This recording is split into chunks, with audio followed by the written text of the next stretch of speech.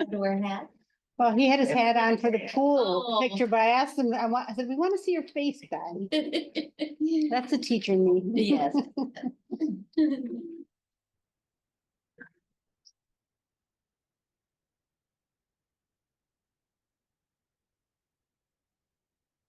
I'm gonna have to get a bottle of water out of that.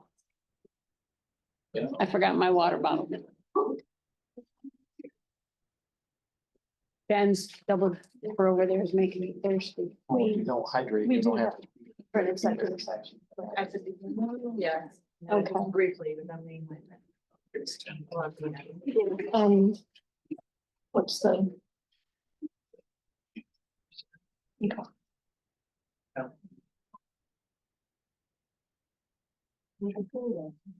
We haven't thought of asking now. Yeah. Have you a 3 foot at the beginning, right? And then a bigger one at the end.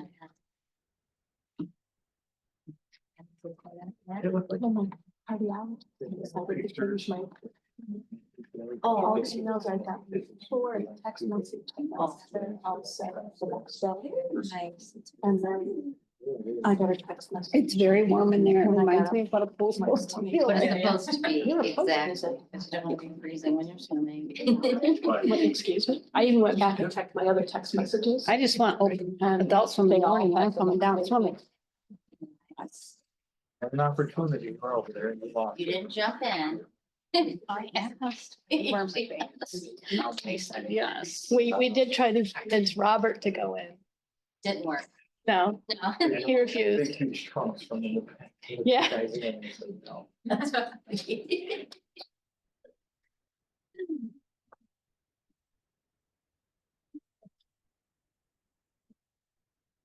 Just let his last two sign in. Did we have to? I don't think there's any, yeah, there is a short one, I think. It's in. Oh, wait a minute. Is this? Oh, this is, no, this is the minutes from last time, and I read them. Yeah, I couldn't find them. Second, I asked Stacy for them, she had posted them, and I just refreshed my page and I was all set.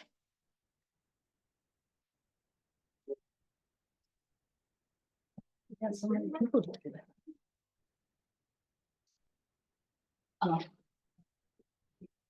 Oh, so it should be out here. Okay, thank you. So it's been- Thanks. Okay, yeah, I'm still out of it. No. Time change, like maybe talk a little bit.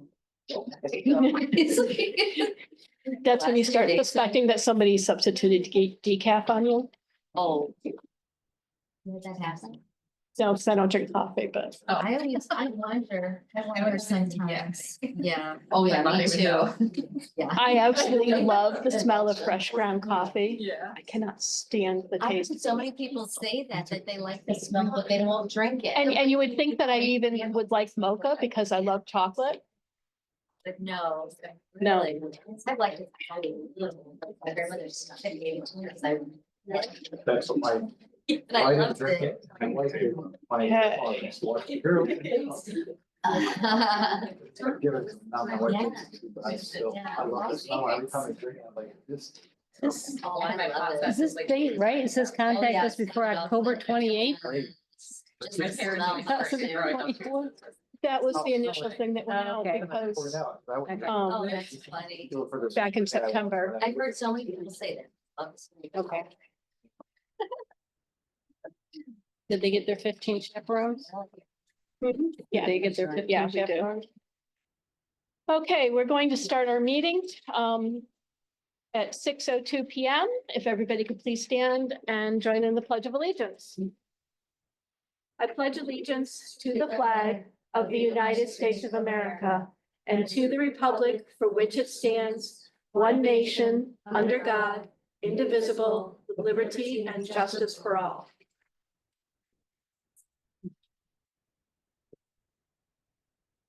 Okay, first up this evening is the FFA presentation. State your name. Sure, just tell us who you are. My name's Damon Miracle. I am the agriculture and technology teacher at TRA. Oh, they could probably And I take brought with it. me student friendly. Should put hand out some of our presentation. presentations to you guys. Thank you. Thanks, kiddo. Thank you. Grab one for Tiana right there. Thanks. Thank you. Thanks, Joe.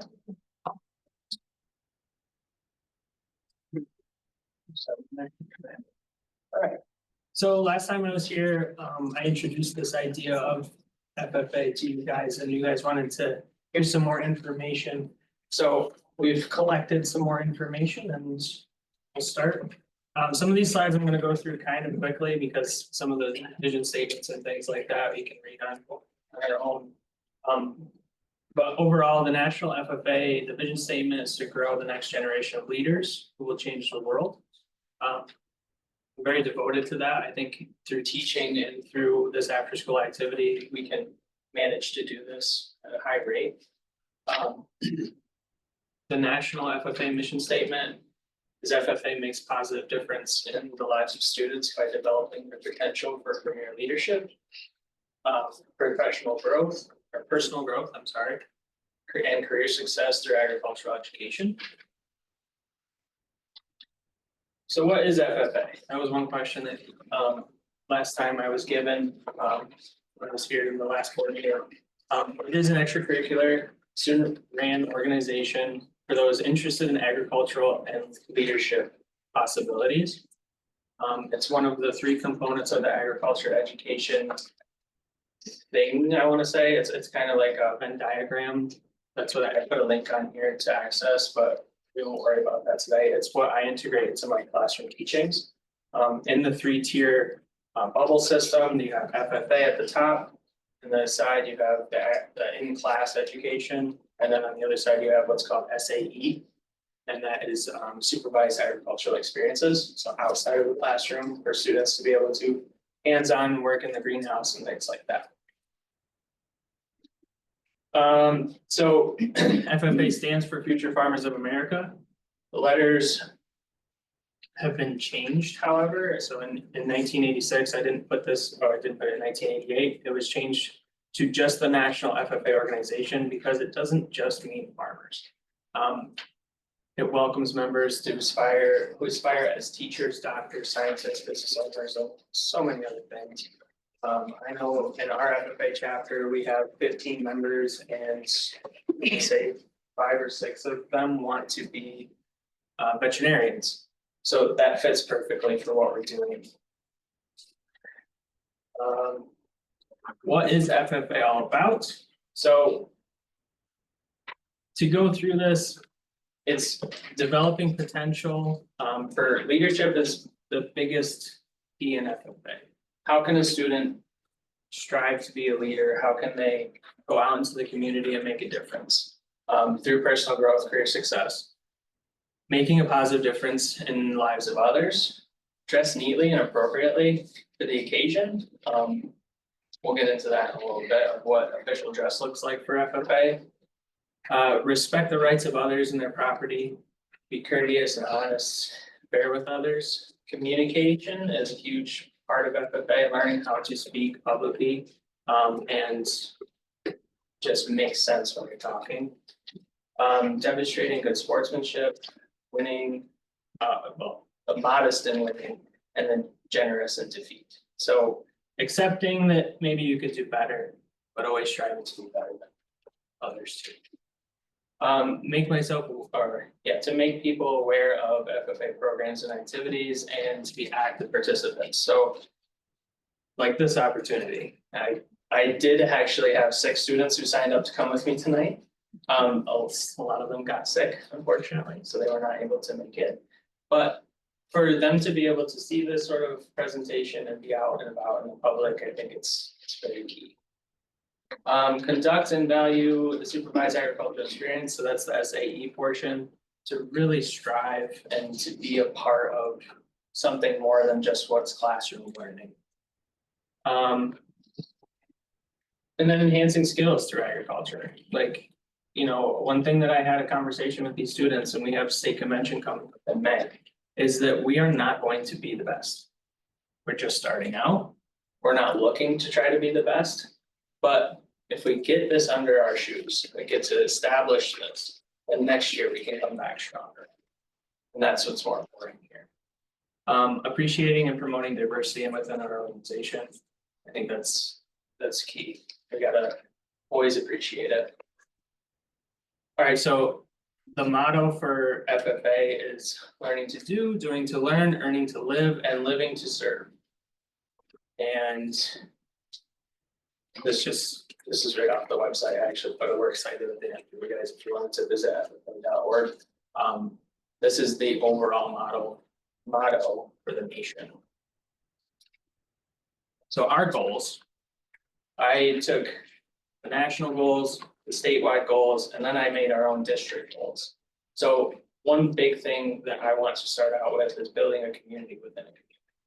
I think that having the structure in our schools to be able to then outstretch to pull those community members in is 100% key. And I put, we can change the world one route at a time. Plan to focus on active engagement within our community, reaching out to when help is needed, and being strong advocates for everyone. For example, we went to the craft fair on Saturday at the Lyle Fire Company. Had some great conversations with people walking around.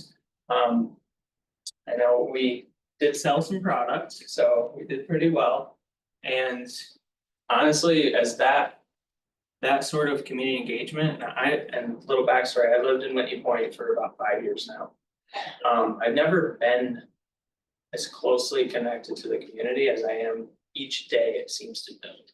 So that opportunity for me to connect with different parents, different people around the community. I had people coming up to me saying, wow, this is so awesome. You know, this is something we haven't seen in a while. Actually, I think 3 or 4 people came up to me saying, haven't seen this since the 80s. So it's really cool to hear that and to be able to make plans to make it bigger, make it again. So leadership opportunities, this is something that I can have on my own presentation on, just in leadership and what opportunities that this involves. I was an FFA member in high school, and going through, that was the biggest takeaway that I could ever, take from that situation, from being an FFA. So our officers are getting a chance to lead the individual groups that we have. We do have president, vice president, secretary, treasurer, and reporter. And they're developing leaderships with our group, but not only that, but we're also trying to develop leaderships in the hallways of the class, like of the school itself. I think being advocates for the things that I mentioned before, the 11, what is FFA all about? Being that person in school, not just in FFA, is through individual and group competitions, we can learn how to take charge of projects and find solutions to realistic situations. So one thing that we had when we were doing this stuff for the craft fair is I had a lot of students who were interested in building these wood projects. And then I had some students who were like, yeah, I'm not ready for the saw yet. So doing this, like making a poster for us to put on our table and just to like bring this awareness to our group is part of this leadership. You take students who maybe don't feel comfortable yet, and they find a solution to help us out. Community opportunities. We're looking for opportunities to help our community in any way we can. So right now, as a group, we meet twice a week, Wednesdays and Thursdays, and I can say that out of every ag teacher or FFA advisor that I've met with this year, they say that they do not need that much. And I do this for 2 reasons. One is because we're so new, we have to learn this stuff before states. And the other one is to build our community within the community. Like, we have to make the friendship group become a family. So we're spending all this time together, and it's awesome. And Thursday actually was one of our food pantries at the TRA. Should I say her person. Heather, she's gonna stop in and talk to us about the food pantry at the TRA and how we can help out. To get the word out. It's not on here, but we do have our newsletters that go out every, we haven't established a timeline for our newsletters, but we did release a newsletter for our craft fair. And that, we had a section of that we said, hey, community members, come on out, we have this. There's so much food at the TRA that isn't being utilized, I guess is a good term to put it. And I think if we can help the word get out, it can really change the community. Agriculture cleanout projects, that's another idea just to throw out. I think moving forward, this is something like community service is huge in FFA, and I'll talk about that in a little bit.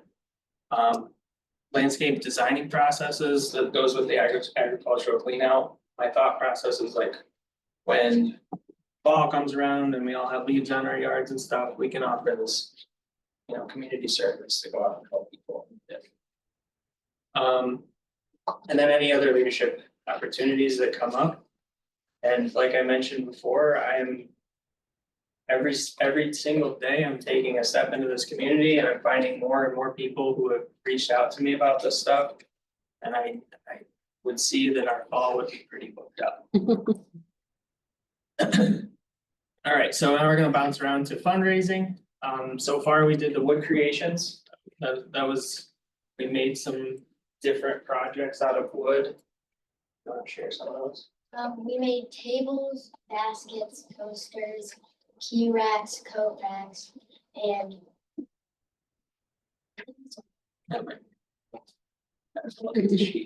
Where to get the wood for those projects? We got them from donated pallets from the school district. So right out behind the TRA, I asked the maintenance crew to bring them in and tore them down and started using them. So this is that, and that brings up a great point, is my fundraising is a lot different than what the regular like Krispy Kreme sales would be. Get a little bit crazy when it comes to this stuff because I also have those connections that I mentioned last meeting with the couple funeral homes and some wedding planning opportunities to bring in flowers that we can recreate as floral arrangements to sell within our district. Wreath making is something that I plan to do next year around the Christmas time. That later. Strawberry sales, that's like your mainstream one that I had thought. And then worm sales was very interesting. So at the TRA, me and two other teachers got together. We went to a PD event. They offered us worm totes. So we have our own vermiculture. We were just farms. talking about having wiggly worms at our children event that's coming up. So they're growing, they're very small right now, but I do see in the early summertime, being able to actually sell small packets of worms to fishers, to fishing people, fanatics around our area. I think it brings a lot of awareness to our school. Yeah, the unique style of fundraising. All right, Camp O and field trips. So I'm not gonna spend a whole lot of time on Camp O. Camp O stands for Camp Otswagachi. It's a summer camp offered for FFA students in the summertime. It's up by Fort Drum, Brogan, New York. And it is something where we could book out a week, we could book out 2 days. It's just something for them to go and build that family relationship with each other and be a part of something that's more than just the regular school classroom vibes. And field trips. So I plan to not only integrate this with the FFA, but also in my classroom too. I've already taken one field trip to the New York State Farm Show, for example, and there I almost think that the students, I had more fun than the students at some point, so I'm gonna pass this around. This is something that I gathered there. So what you're looking at is I don't know if everybody knows what that is. Filters for dairy production. So those are samples for filters, and this is just one example of Remember things putting that them in the thing? opportunities that I'm going to be giving out to students as in my classroom and in with the FFA. For the FFA, I would like to offer a trip to Cornell to see the vet science programs there. Maybe even get to see a live surgery or something, like it'd be really cool to outstretch with that. State convention, that's what's coming up relatively quickly. It's May 7th through the 9th. It's a 3-day event. This year is the 100th anniversary. So I've been pushing and pushing to get this stuff up and going and practicing in our FFA meetings so that we can have the opportunity to compete with this. And it's not just a competition, but it's also a couple overnight stays. It's they offer a lot of things from community service, things that we can apply for. We can do tree planting up there, for example, and different showmanship opportunities with other advisors, other chapters around the state. There's also a fun night, DJ and a lot of dancing and stuff, so it's a really fun event to go to. So upcoming goals for this year. Farm to Fork is a whole nother presentation, that's not for today. State convention in May, Camp Oswegatchie hopefully in the summer, and other fun trips to help grow. One other fun trip that I plan on starting up here very soon is a maple trip for the FFA kids. I want my classroom kids possibly free. You get to see a local maple operation near us, that way that they can dive into what it looks like outside of the classroom. All right, official dress. So during competitions, FFA members are required to wear these outfits. I haven't told any of my FFA members yet, and they have to keep it a surprise still, but jackets are on their way possibly before state. I know they will be here before states. That's the only thing that I've guaranteed them. And everything else, it's on its way. And back to that real quick, the portion that I mentioned about dressing clean and things like that, I think it's one of the greatest things that I ever was introduced to in high school. Just being able to like dress up and look good was one of like, look in the mirror for a whole while, like it looked flashy. All right, so our goals for the next years is, the biggest thing is I want to get ready for districts next, and this is in January, so we have plenty of time to worry about this. But district competitions is in January, sub-states is actually this upcoming weekend for other districts. And while we're on this slide, I might as well talk about the competitions and how it kind of works out. So at state convention, it's, I think, remember last meeting, I mentioned the CDE, which is LD, leadership versus career building.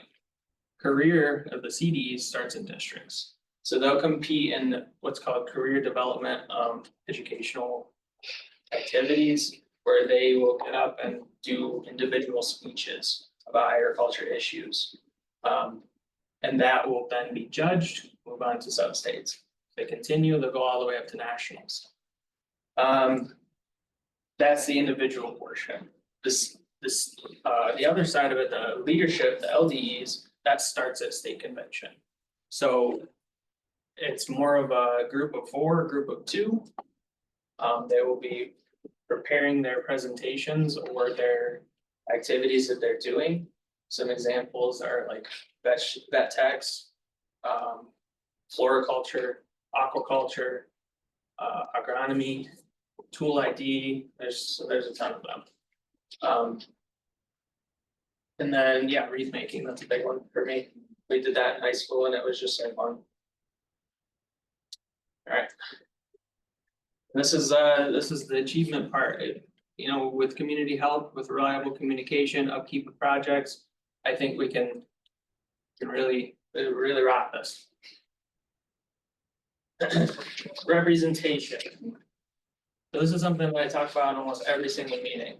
They understand that they're representing not only just our FFA chapter, but also the Whitney Point School District. So I have set out a ton of regulations, policies, ground rules that when we leave the school district, there is complete professionality until we have, you know, our time to relax and stuff. So being up and one thing being a new chapter this year, we get to be recognized at the state level during state convention. In front of the entire group, so it'd be close to 3,000 people. Me and some of our members will be able to go up in our nice official dress and just be recognized for being a new chapter.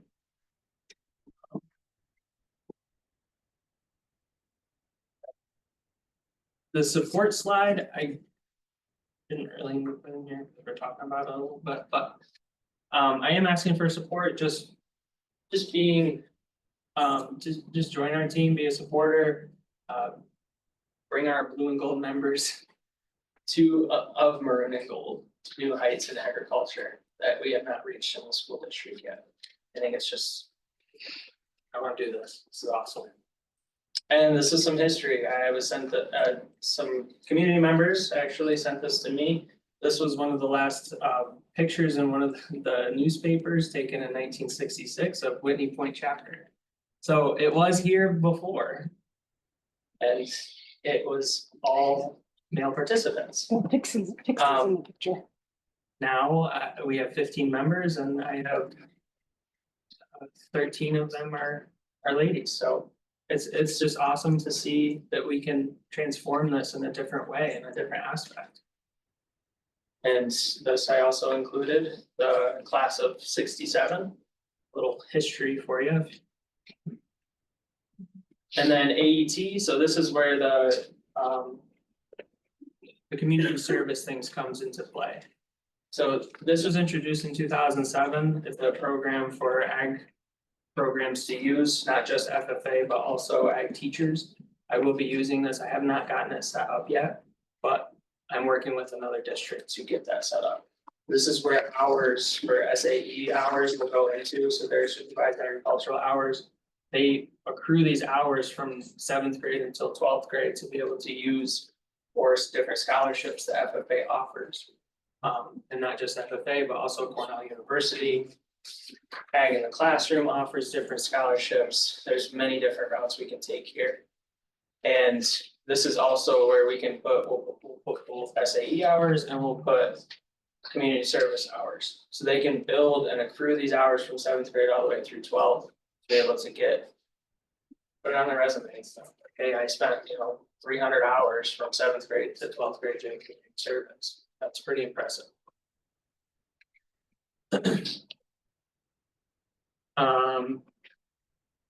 So professional development opportunities for me as an advisor, I've been given the opportunity of multiple different PD events in the state this year, but in the upcoming years, I already have different things that have come my way. I get emails every single week from Ag Education New York State about different opportunities around the nation. And so the most recent one that was sent to me is a week trip to Minnesota for the Ag in the Classroom National Presentation Award Ceremony. And just to be able to utilize these things and to build different connections around the nation, I think is really important moving forward with the program. Not just as FFA advisor, but also as the educator that I am. Grants and funding, right now we are grant ran. Personally grant ran. So Cornell University offered me a $5,000 grant to start this up at the beginning of the year in September. Why not? So that's what we're running off of, and it's been working great. It's something that I get every single year if I continue to apply for. So it's not just a one-year thing. I am looking forward to continue to utilize this. I think it's a great opportunity for us to build. NYAAE. This is something that's offered to me. I'm gonna skip this slide though. Ag in the Classroom. So I actually have had a very close conversation with the Broome County Health Department recently, and they have reached out to me for different grants for the classroom stuff. So we actually have a visitor on Thursday who will be coming in, Miss Traver. And she will be talking to us about the Ag in the Classroom grants coming up and different opportunities for us to utilize with this program as well. And then chapter dues, I put it on here. So to be a chapter, we have to pay $200 a year, and it's nothing compared to what we can fundraise. So not worried about that. And that's it. Very nice, thank you. Yep. And I'm, at least on my behalf, if there's anything that specific that I can do to help support you, please let me know. I'm sure other board members feel the same, but of course I don't speak for all of them, but you know, I'd be happy to help you guys in any way. I think this is great. Thank you. What grades does this cover again? So right now, we're only 7th grade, 7th grade. Okay. because that's what I teach. Yep. That's actually something, that's a great question though, because the way that this works is FFA is something that can be utilized all the way up through 12. It starts at 7th. However, for FFA members to stay in FFA, they do have to be a part of some sort of agricultural education course in school. So that could be anything from BOCES to in-school agricultural classes. Have to be classroom classes, or could any They have extracurriculars to have at least count? 1 credit, 1 credit, okay. yeah, on their report cards. Seems got lots of online stuff nowadays. Very nice. Right? Yeah. Thank you. Thank you to both of you. Thank you you. very much. How much? Capital project I was in update. 4-H all the time. I like this stuff.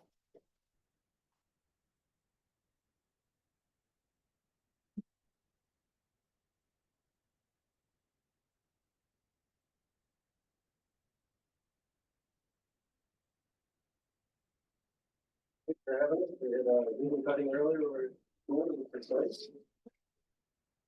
Got some pictures here, we included some of the old photos compared to the new pool, and see where we were and where we ended up here at the end of the project. Please report was substantially complete, all phases of the project.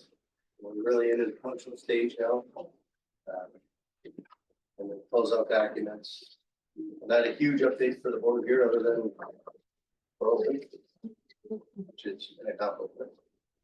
To the left there, in the picture, you can see the old pool, and then obviously to the right there, you see the new pool.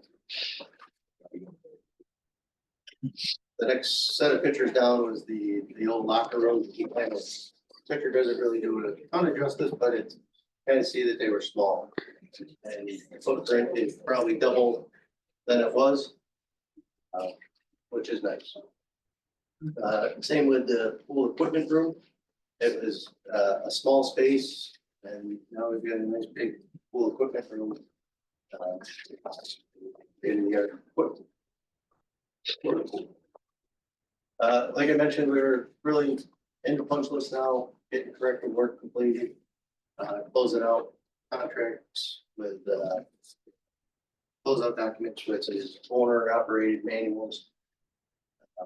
And trying to get final payments to contractor so we can get the final cost report submitted to SED. Total project hours were about 81,000 hours total on the project, which was good. No major upcoming deliveries. Touch on the engineering. Yeah, so in terms of the change management, I mean, you can see we collectively have a little over $250,000 that is still outstanding. As Sean mentioned, that is part of our path to financial closeout with them. So still some conversations to be had, still got to work through some change orders to get to final closeout. I mean, in terms of engineering, don't have any open RFIs, which would make sense given where we are. Submittal wise, you can see really just down to 2% remaining on the closeout submittal. So we're making good headway there. Punch list, 70% complete. So just about 100 items that are open. There's a good amount in both the CM and design teams court to review. Which should bring those metrics up considerably. And then in contractor payments, I mean, you're gonna see there pretty much 99. I mean, overall, we are 95.77, but on contractor contracts, about 98% paid out, so. You see, you can feel it, we are getting close. In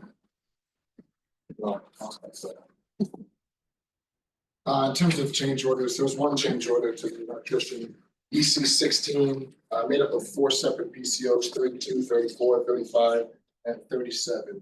The total dollar value of that change order is $14,410. And to date, we have issued over $1 million in change orders, which I've gotten commission on. Questions?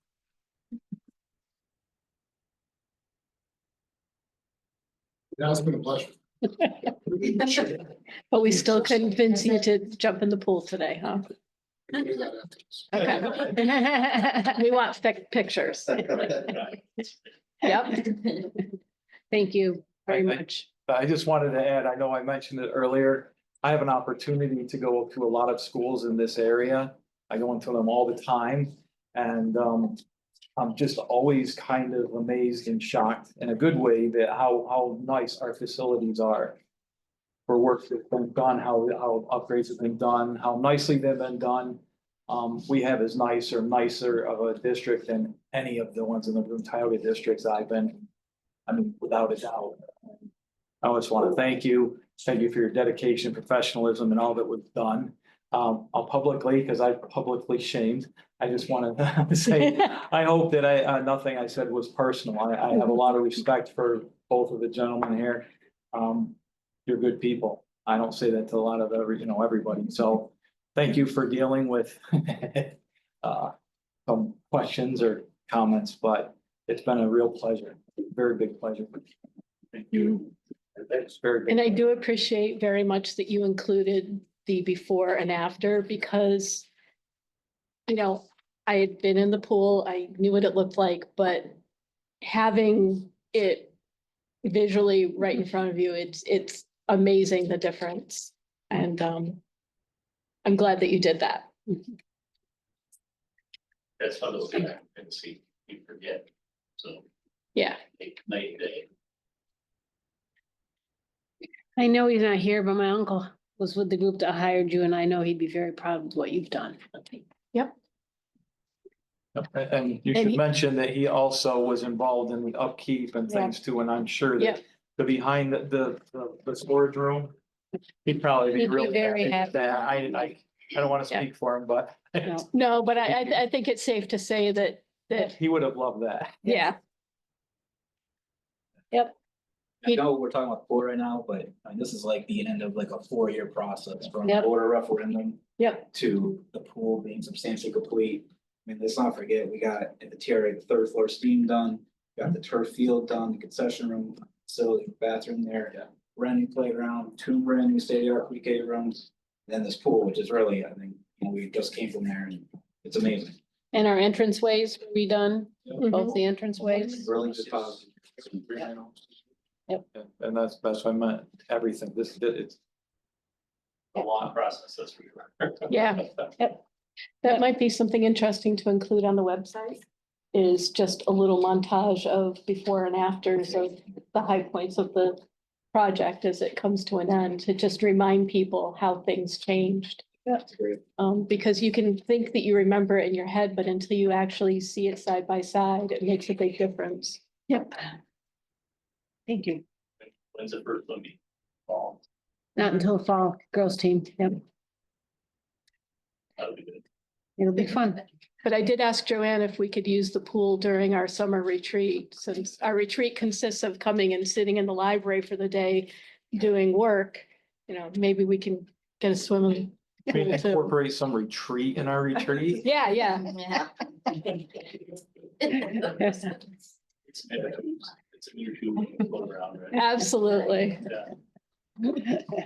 But thank you all very much. Thank you. We appreciate all of your work. We appreciate that you made an effort every month to come and do the presentations and keep us updated and by keeping us updated, also keeping the community updated as well. Yep. So I really appreciate the format that you've used. And I know that we've all said that in the past, that this is, Appreciate working with you guys, appreciate the effort you do, so. And we're not in disappearing, so I mean, if there's other, you know, we're gonna, obviously, we've got a little bit of work, as Robert said, you get punch list and get things closed Yeah. out. But again, it just, if there's something that we need, something you need help with, something you need some advice on, you know, resources, by all means, just, you know, like I said, any one of us. Happy to continue to assist you down the road. and there's always another project ahead. Zach's like, yes, there is. Called air conditioning, most likely. Yeah, yeah. But For long, they're an arduous process, but at the end. See if you make improvements. Yep. But yeah. Okay. Yeah, happy to help. Have a safe trip home. Thank you Yep. very much.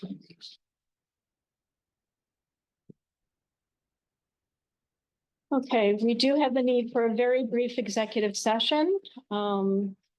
We will recess the public meeting at 6:39 to hear discussion on personnel. May I have a motion? So moved.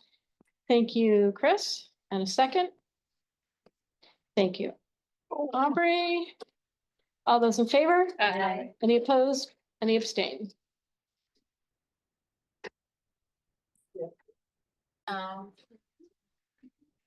The professionals, really nice.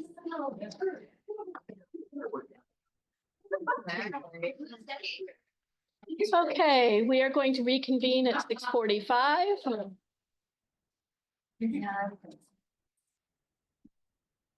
Correspondence, there is none. Policy discussion. Actually don't have new policies for discussion. We will Okay. be discussing the policies. I just wanted, that's what I figured, but A couple. better to make Yep. sure. So policies for first reading.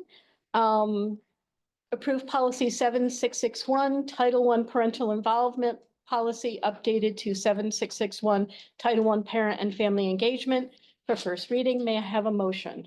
So moved. Thank you, Chris. And a second? Thank you, Aubrey. All right, so you may remember from our last meeting that we had two policies, which like many of them are very old. And our Title I parent and family engagement policy is a required policy, but it needed to be updated. And then we also have the comparability policy that needs to be updated. Both of them are required for schools that receive Title I funding. If you, we got some comments from Chris. I don't see them in the board docs. I mean, I've got the email you sent me and I can get that. I just Okay. didn't know. Okay, Do you want me to, I can just go over what, do you have them from what I sent you? I can find them. Yeah, I just was, I don't know if anybody else has paper ones with them or not, so. Yeah, Mine are sitting in my because desk I'm at not work. seeing them in the board docs, so, yeah. I brought Mhm. Oh, I have them. So Joanne, do you just want to give us a summation of what the changes were? Yep, so the programs and projects funded by Title I, as I said, that was from 1995. All we needed to do was review it and update it, and then we had some submitted comments. Just, I mean, do you want to speak to it, Chris, what you wrote? I'm looking for the sent email I sent to you, Joanne. Here. I have a paper copy if you want. Oh, I have it. I'm sure I have it right here. Yeah, I've got it right now. I have it. So which one? Well, I can use the paper one now to make it quicker for us. Sorry. I mean, I have them all right here. So, yeah, this was the one I think I had. So this was just needed bullets fixed, right, Joanne? Mhm. Yeah, so that needed bullets fixed, but that's all I had for those comments, right? And I So, think this sentence needs to be So correct. I would like to right? just, I don't know whether, Title I calls it parents. Okay. Comparability. which one are you talking Parent, about? legal guardian, they put parent in there and we had been. Oh, yeah, the Moving away top. from parent / legal guardian. Are you Mhm. okay with leaving it that they do refer to parent? And. In the requirements. Did I have a note on that one? No, too? I'm just asking. We you didn't comment on it. No. In most policies, we've moved away from that. Like, so the first bullet there says support for parental involvement activities. It would, I mean, It becomes awkward when you say It legal does. guardian, legal guardian, legal guardian. So, sometimes it's maybe more inclusive to say family involvement. but I mean, would it have to align with the title? I mean, would it? That wouldn't be a problem to change that piece. Okay, So we could, I'm just wondering what we have lots of kids who are being raised by, not just I guess if traditional it- parents. I guess if it's awkward to use legal guardian, the family involvement. So replace wherever it's just, if it says just parental or parent, that to replace that with family is okay with you? What were we using before? We were saying legal guardian. Just legal guardian. We just didn't put parent in there, right? it might be awkward, but I still think it's probably more appropriate to say Yeah, it's legal okay with guardian. me. And well, it might not read that well, but I mean, unless there's a problem, who's gonna read it, or once it comes up again, then we have to review it. Yeah, because a legal guardian is a parent, so. All right, so you want to change them all to legal guardian? That's what we've done for the other ones. I would stay consistent. Okay. Keep it, yeah.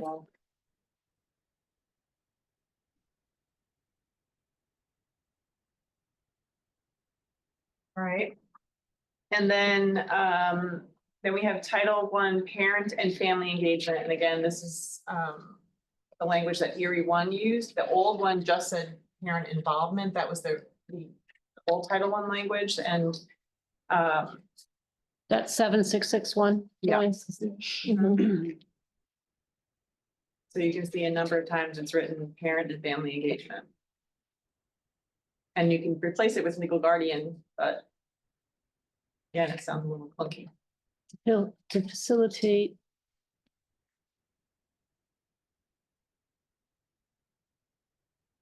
I mean, you can see it says barriers to greater participation by parents and family members. And other, collaboration with parents of the family. If you use one entity instead of two, it changes the whole sentence. Mhm.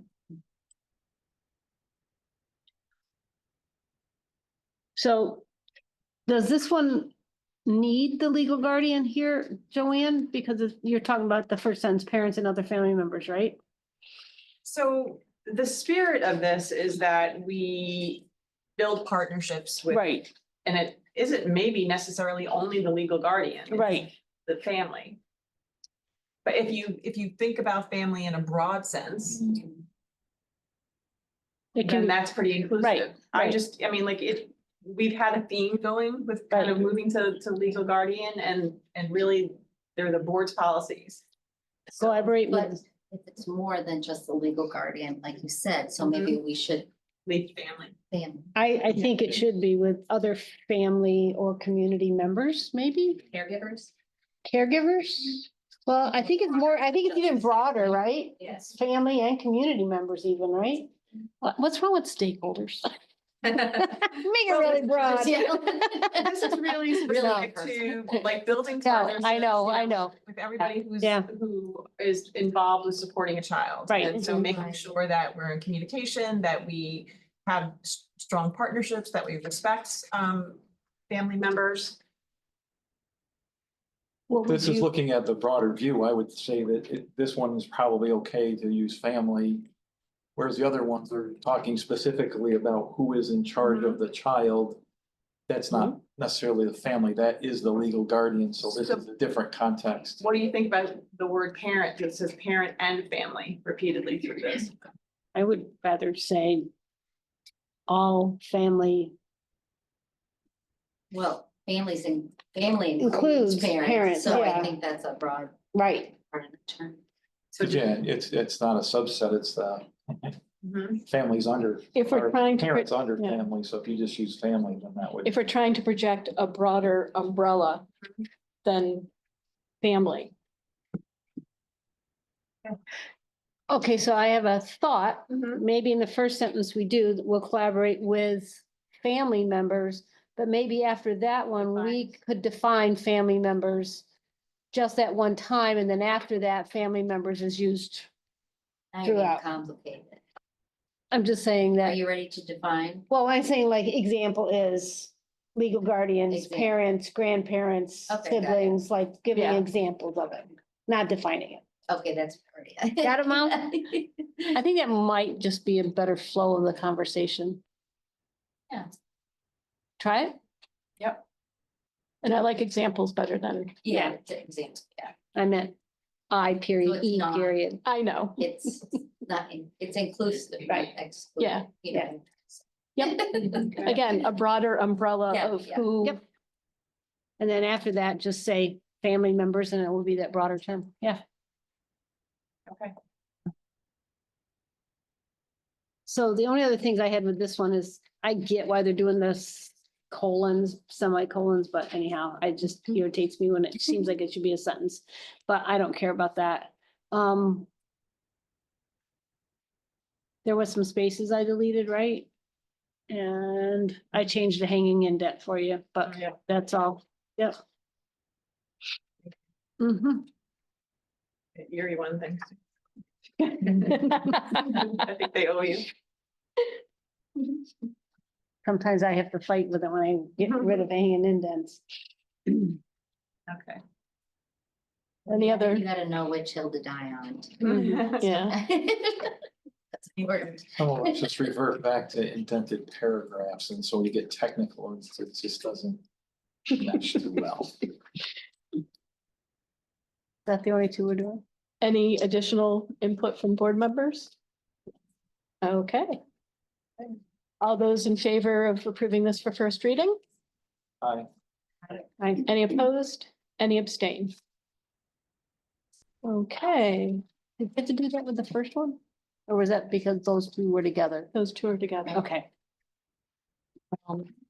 The next one is approve policy 8250, Title I parental involvement policy update for first reading. Motion? Second, Hmm? second, she moved it. Molly did. Thank you. 8250 programs and projects. No, 8250. Oh, okay, sorry. Yep, sorry. Okay. So it's 8250 programs and projects funded by Title I. Why am I not seeing a number like that? Oh, there it is. Oh, yeah. The word is spelled wrong right at the top. Right? Title I compatibility? Comparability? Oh, no, it's spelled right. It just doesn't like it. I looked it up. Yep. Mhm. And. yeah. This 8250 that we're looking at right now? Yes. Yeah. So I think Joanne, this was the one where they were making the second part of the sentence a double bullet, so it just needed to be fixed, yeah. That's all I found on that one. Okay. Anything else from other board members? Okay, all those in favor? Aye. Any opposed? Any abstain? Okay, approved policy 8360, computer network policy for removal for first reading. Motion? So moved. Thank you, Chris. Second? Thank you, Benny.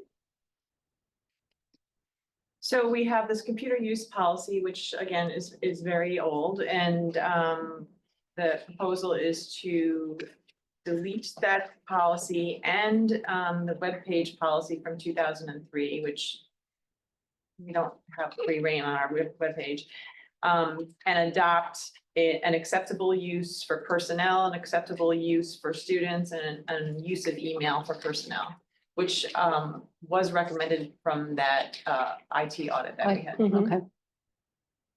And these are the sample policies from Erie One. So right now, we're just looking at 8361, right? Right now, yeah, Mhm. yep. So 8360 is the one, and that was from 2004. That's been the same policy, which a lot has changed in the world of computers. Maybe. Yeah. And yes, the first one, then, well, so you have to, I mean, so I guess the first you have to act on the Yeah, first, removal of computer yep, policy, the old 2004 policy. okay. All those in favor? Aye. Any opposed? Any abstain? And then removal of 8360.1 webpage policy. Right. So moved. Thank you, Tom. Second. Thank you, Chris. Shall we just vote on that removal right now? And removals are easy. Yeah. All those in favor? Aye. Any opposed? Any abstain? Okay, so that brings us to approve policy 6411, acceptable use personnel for first reading. Motion? Was that you, Aubrey? Yeah. Thank you. Second. Thank you, Benny. Okay, Chris, do you want to go over your? Which one of this is? This is the staff, the acceptable use for personnel. And there were a number of things on here. Or 6, pers- 4, 1, 2. No, 6411. 6411. Mhm. If it's, I have no comments at this time to this policy written at the top. If that's the one we're looking at, Yeah. except, Oh, you just said formatting. yeah, it was just formatting, yep. Did anybody else have anything other than formatting? Okay, all those in favor? Aye. Any opposed? Any abstain? Policy number 6412, use of email in the district personnel. First reading, motion. So moved. Thank you, Molly. Second? Second. Thank you, Aubrey.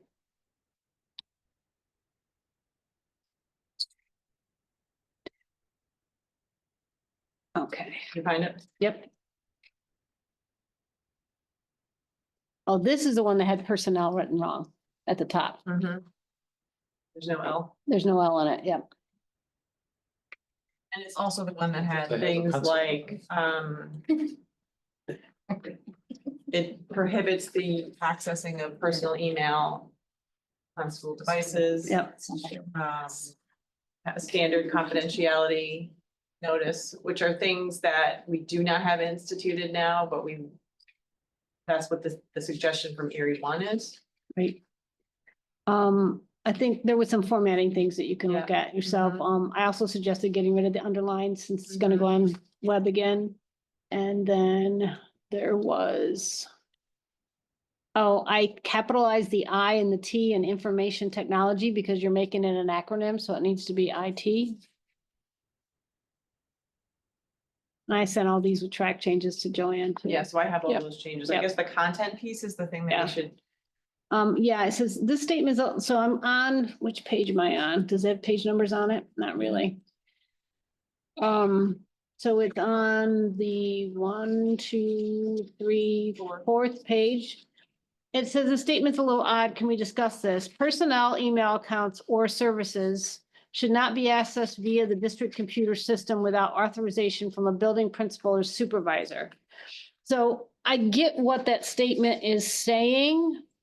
But I would be totally a person with my head in the sand, if I didn't think that we don't have teachers checking their Gmail, or what happens if their Gmail is their backup password for Right. their current, email system. So I think this statement's a little antiquated to be realistic, but I didn't know what everybody else thought.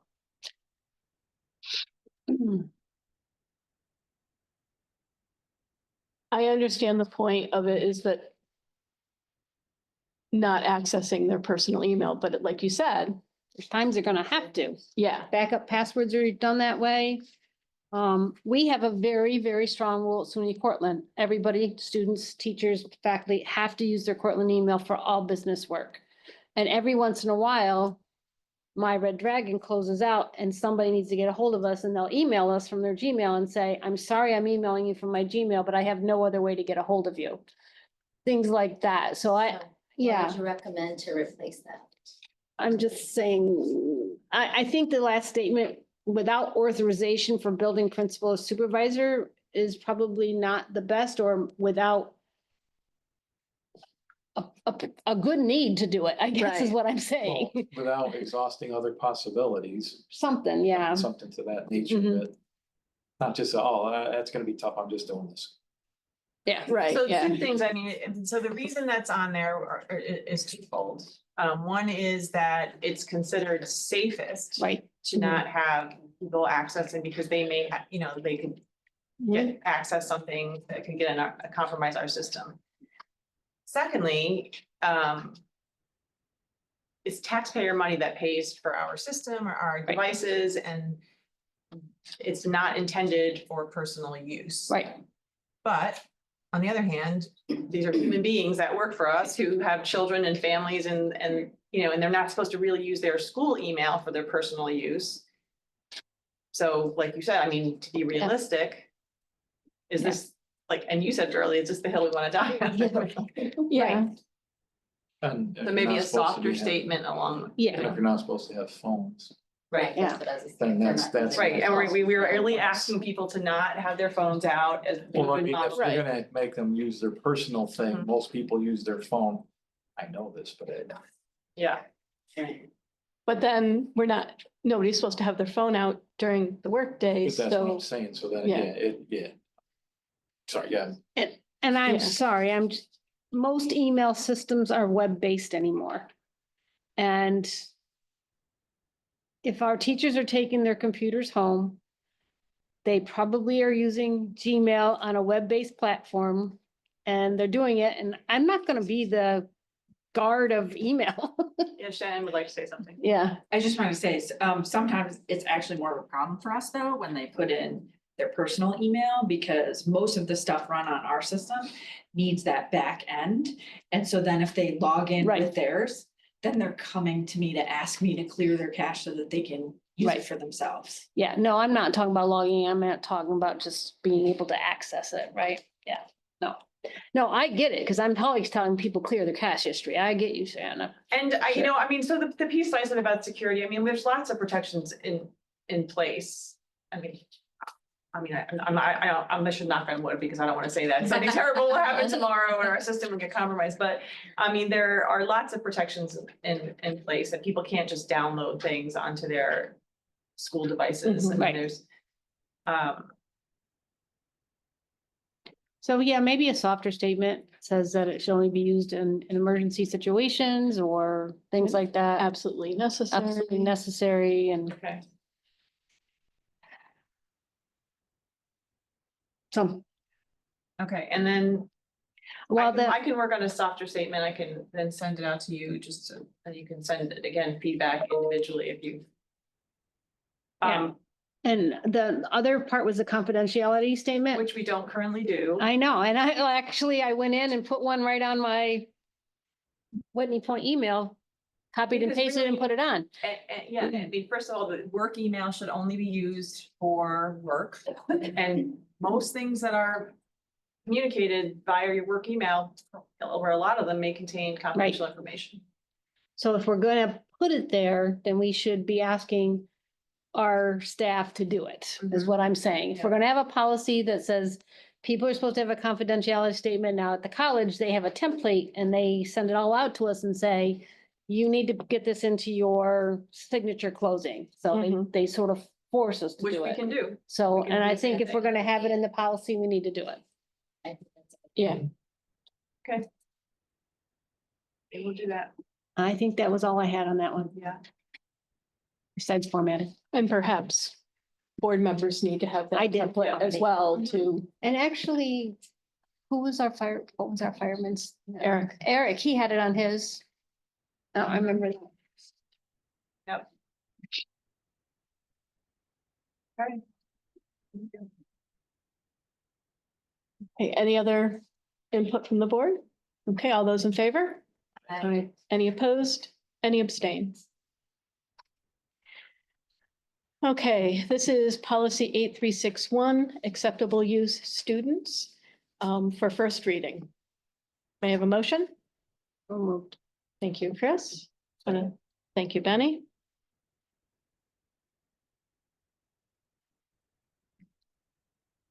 This is student use, right? This one is shorter. Yes. I only had one thing, virtually just didn't make sense to me. It says it is virtually impossible to completely prevent access to content. Just thinking the word nearly might be better than virtually. Because virtually to me seems like I should be in a virtual world nowadays or virtual access or something Right. like that. So it's just sort of I thought nearly might be better. It is nearly impossible. Just a thought.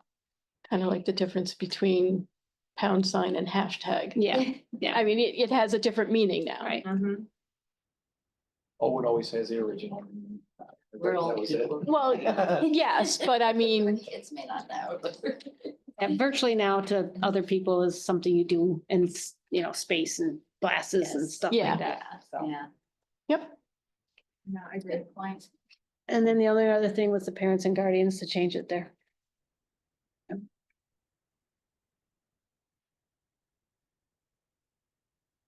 I had. Okay. Anything else for this one? All those in favor? Any opposed? Any abstain? Yeah. Okay, we do not have any policies for second reading. We are about to convene into our first of 2 public comment periods. Each speaker will be limited to a maximum of 3 minutes and the entire public comment period to a maximum of 30 minutes. This may be waived by a majority vote of the board. The board requests that each speaker stand, state their name, residency, and topic of discussion. By law, the board will not permit any public statements regarding individual students or employees. And please be advised that while the board takes public comment very seriously, we are not allowed to comment or respond during the meeting, as this is our opportunity to hear from our stakeholders. Items brought to the attention of the board will be taken under consideration for future responses or action, or the proper staff member will get back to you at the appropriate time. As we stated at the beginning, there is a second opportunity at the end of the meeting as well. At this time, is there anybody who would like to speak?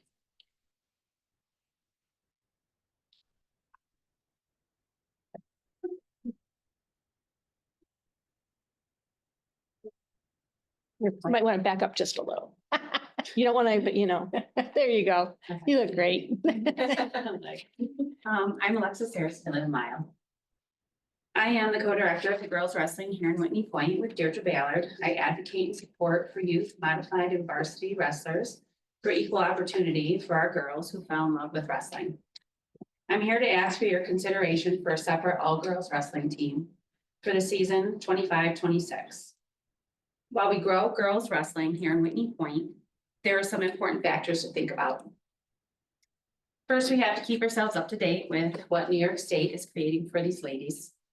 They have plans as the sport continues to grow and needs change to separate the girls and boys, and girls will be wrestling at freestyle instead of folk style. They are working hard at trying to make these changes as smooth as possible for schools, coaches, and all involved. This year, our team was considered a mixed competition team. Boys and girls practice together, same room, same coaching staff, some all boys events, some all girls events, some together events, and some duels. A normal schedule has 6 tournaments and 8 duels on it. Our girls were approved for 3 tournaments. So if you went through our schedule, you highlighted the boys and you highlighted the girls have about half the opportunity of wrestling time as of right now for the mixed competition.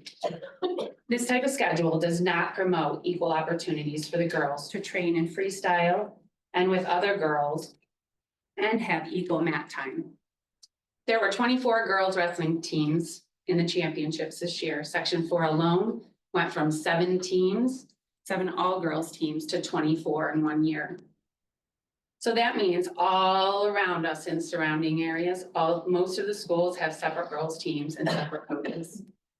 They have been wrestling and training in freestyle 100% of the time and have coaches who have their undivided attention attention to injuries, nutrition, mindset, and physical training. A mixed competition team does not promote this kind of support. And it is not sustainable for one coaching staff. This definitely affected the girls on the team this year. We would really like to see a full schedule, whatever that might look like. Many of the schools around here got really creative this year as we're growing girls wrestling in each school. They had tri-duels, quad duels.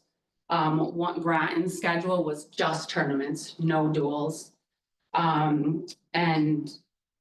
That was Groton, yeah, Dryden's schedule was a little bit unique too. Merging schools, OG, SVEC, they did a lot of different things to get the girls more mat time and opportunity for sure. We are willing to help make this happen. We obviously have a lot of support in our community, our wrestling community, and our families. We have a bunch of wonderful support here tonight.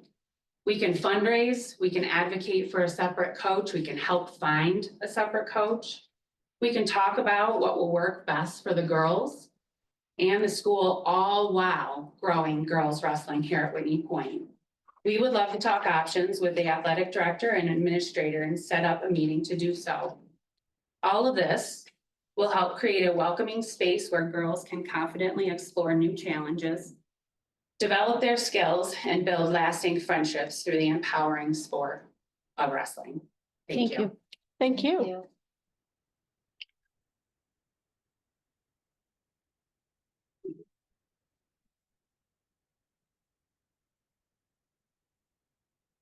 My name is Amy Hildebrandt, a resident of Whitney Point and mom to Colleen Hildebrandt, a female wrestler for our varsity wrestling team. I'm here tonight to share my support as a parent on behalf of my daughter and all levels of girl wrestlers to request your support in creating an all-girls varsity wrestling team for our 25-26 school year. 3 years ago, I never would have imagined that I'd be a mom of a wrestler sitting in a gymnasium watching this sport hours on end.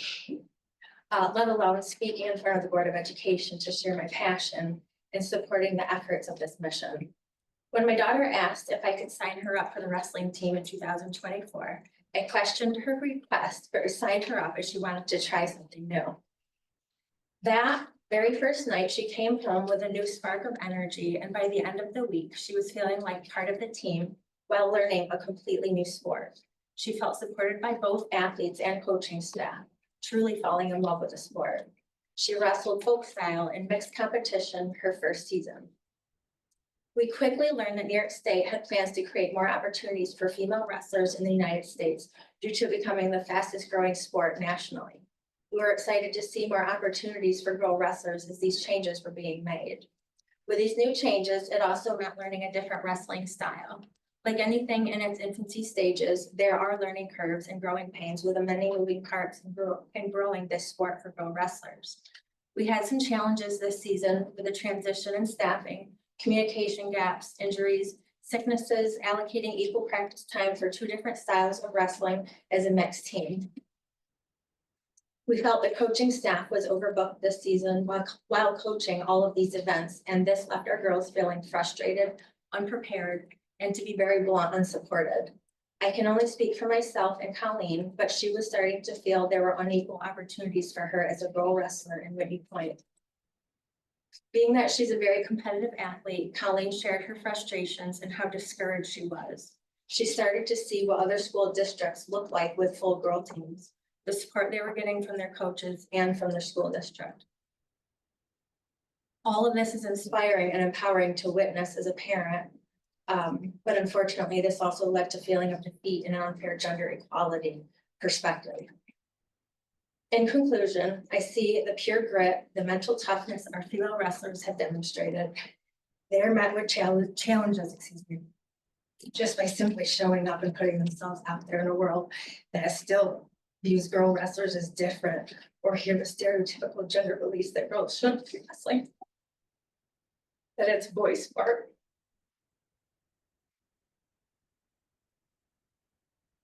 Wrestling helps build character, confidence, leadership skills, and it empowers young women.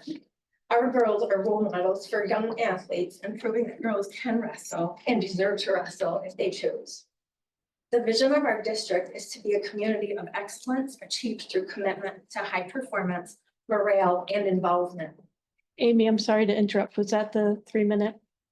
Yeah, I went off with the other girl too, but we let her finish. Right. I just wanted to let the board know that we're going to let Amy finish. Thank So, you.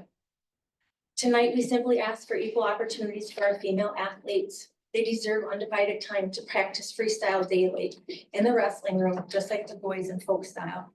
They all deserve an equal amount of time to practice in order to feel safe, prepared, and confident to be a competitive student athlete. We would like to request a separate girls coach to support this initiative. Let's help grow girls wrestling together and support these brave female athletes by creating fair and equal gender opportunities. Thank you for your time. Thank you. thank you. The bell needs to be low louder. Yeah. Well, it's also the first time I've heard it. Oh, it went off with the other one. No, I know. I mean, Oh, tonight. Yeah. Dear Board of Education, I'm here on behalf of our female. wrestlers who- Deidre Ballard, right? Deidre. Okay, just making sure, because not everybody knows. All our female wrestlers here at Whitney Point District, and more personally on behalf of my dog, Piper. First, I want to emphasize that wrestling is not just a sport, it's a way of life. It has profoundly shaped my mindset and instilled in me values like perseverance and positivity through my entire life. Buildings on the sentiments expressed by all these other ladies before me, I would like to conclude with this important thought. Any successful program in our school district relies on 4 pillars. The first pillar is our community. And tonight, we demonstrate that. Support shows that we have exceptional community that goes above and beyond for our girl wrestlers. The second pillar is families. Their unwavering support has been a major factor in the progress so far for our girls. And we are incredibly grateful for the involvement and love for both the wrestlers and the sport of wrestling. The third pillar is our coaches. These dedicated individuals support, teach, embrace, and encourage our athletes. They challenge each wrestler to perform to the best and help them rise above their setbacks. Our fourth pillar, which we're looking for your support, is the school. Please help us not falter, as it is crucial to the growth and success of our female athletes in our girls wrestling program here at Whitney. And we have 2 young athletes that Thank you. are going to come speak. Thank you.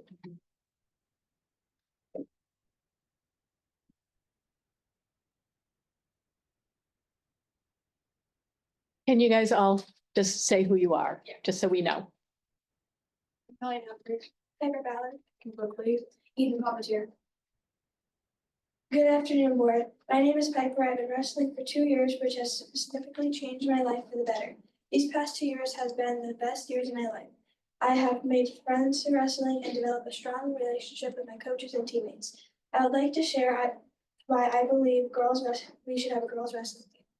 As I enter my 7th grade year here at Whitney Point and prepare to join the modified wrestling team, I want a chance to practice freestyle constantly.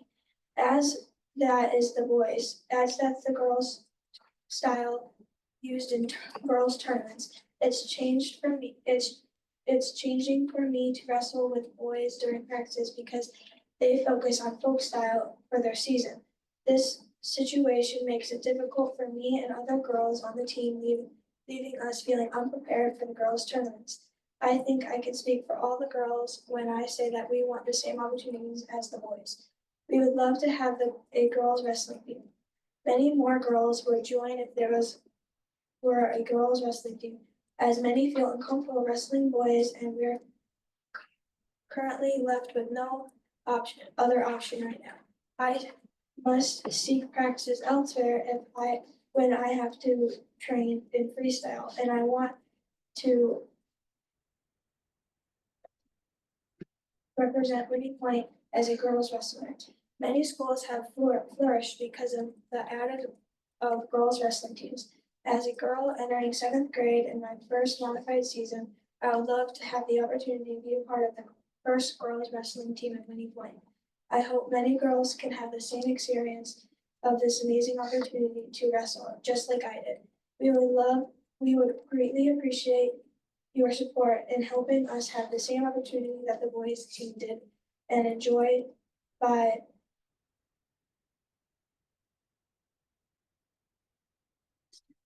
establishing a girls wrestling team. Thank you for taking the time to listen. Yeah, I'm Colleen Hillebrandt. I've been a part of the Whitney Point Wrestling program for the past 2 years. I started my freshman year and I wrestled this year, my sophomore year. Last year, I started out wrestling mostly guys because there either was no girls or we just didn't have any girl tournaments to go to. So the girls I did wrestle were ones that went to the boys tournaments and were luckily in my weight class. We did attend 2 all-girls tournaments, which was the Homer Lady Legacy Tournament and the Newark Valley All-Girls Tournaments, which were both amazing tournaments with lots of great competition, and I felt like I grew a lot in those tournaments. Now in my sophomore season, I wrestled more girls, but was still wrestling at boys tournaments just to get matches in. We were only able to attend 3 girls tournaments, even though I was injured or sick for at least half the season. I felt that only being able to go to 3 girls tournaments greatly impacted mine and the other girls' confidence and time on the mat, along with feeling like we were missing out from seeing all these girls teams going and placing well at all girl tournaments and having full teams, not just 4 girls. Those teams had 20 to 30, sometimes even more girls on them. I want opportunities like that. I want to be able to compete in more than 3 tournaments that don't have any boys in them. I've talked to girls in this school, and the number one reason that they don't want to wrestle is because they don't want to wrestle boys or wrestle around them, which is completely understandable. By staying co-ed, we are hurting our chances of more girls going out to be on the team. And I get that there needs to be interest from girls to have a girls team, but right now girls aren't interested because they don't want to wrestle boys. During my time wrestling, I felt a better mental health and physical health while doing wrestling. Physically, I feel more strong, independent, feeling like I can figure things out on my own. And mentally, my mind is more clear and things just make more sense, most likely because I feel like I can handle myself in hard situations. Now with this, I would just like to say that I want opportunities that the guys have. I want my own coaches, my own tournaments, and I want to have even matches and not feel guilty coming off the mat after losing to a boy. I want to fully wrestle girls and have even opportunities as the guys have had. It's sometimes hard for girls and guys to connect on an athletic level just because how we think is different. And sometimes it's hard to feel supported by my guy teammates just by how they go about things. But if we had a full girls team, it'd be better for everyone involved. I would love to say I was one of the first girls in Whitney Point to be on an all-girls wrestling team. I've had so many amazing memories on an all-guys team, I can only imagine how many better memories I make on an all-girls team. Why wait for change to happen when change can happen now? Thank you. Thank you. Thank you, ladies. Nice job. you. Nice Yep. job. Yeah. Yep. Excellent. Yes, sir.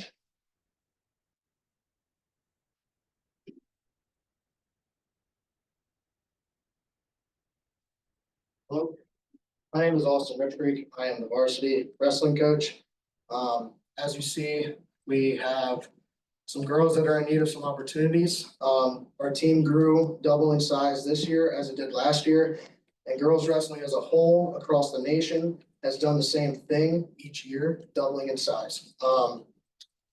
As the girls stated, it's very hard to work with the schedule restrictions that we were given. We were even given an opportunity in Section 4 to opt into a dual schedule, which was turned down. So having that opportunity turned down was a big blow to the program and to any kind of startup to a program. I know the girls and myself are working very hard to try to recruit other ladies. And again, just as they said, the same thing, it keeps being said. We don't want to wrestle boys. We don't want to wrestle boys. And I would just love to see more opportunity for the girls. And it's apparent that we need another coach. Next year we'll have 6 to 8. And it needs to be a female because these girls have needs that sometimes us men don't understand. I mean, just biologically and mentally and emotionally. We, like they said with the boys, even though we try to be as cohesive as possible, there's times where girls feel things that us men don't, whereas young men don't. And we have some people lined up that would be interested if a position were to open.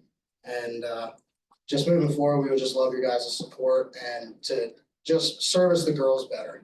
You know, the boys, they're used to this. They get a season. They get all these things, and I know this is new, and the state made it entirely more difficult than it had to be by moving to freestyle so abruptly, seeing as that it's a completely different style of wrestling to coach and to learn from an athlete's perspective. But yeah, our hands are kind of tied, and the resources that we do have, we had 2 paid coaches that were able to travel with the team and 1 volunteer who, despite taking all the courses, wasn't allowed to travel with the team. Still not sure as to why that is, but it did affect us because I was trying to schedule all these tournaments and service these athletes, and we only had 2 people that could go. So that made things difficult, and you can't exactly pull from the boys it's an expectation to have a full season to try to service the girls. I mean, having 1 foot in, 1 foot out and stifling 2 different programs probably isn't really the right answer. And like I said, our hands were kind of tied, and we're just looking for some support. So I appreciate your guys' time. Thank you. Thank you. Thank you.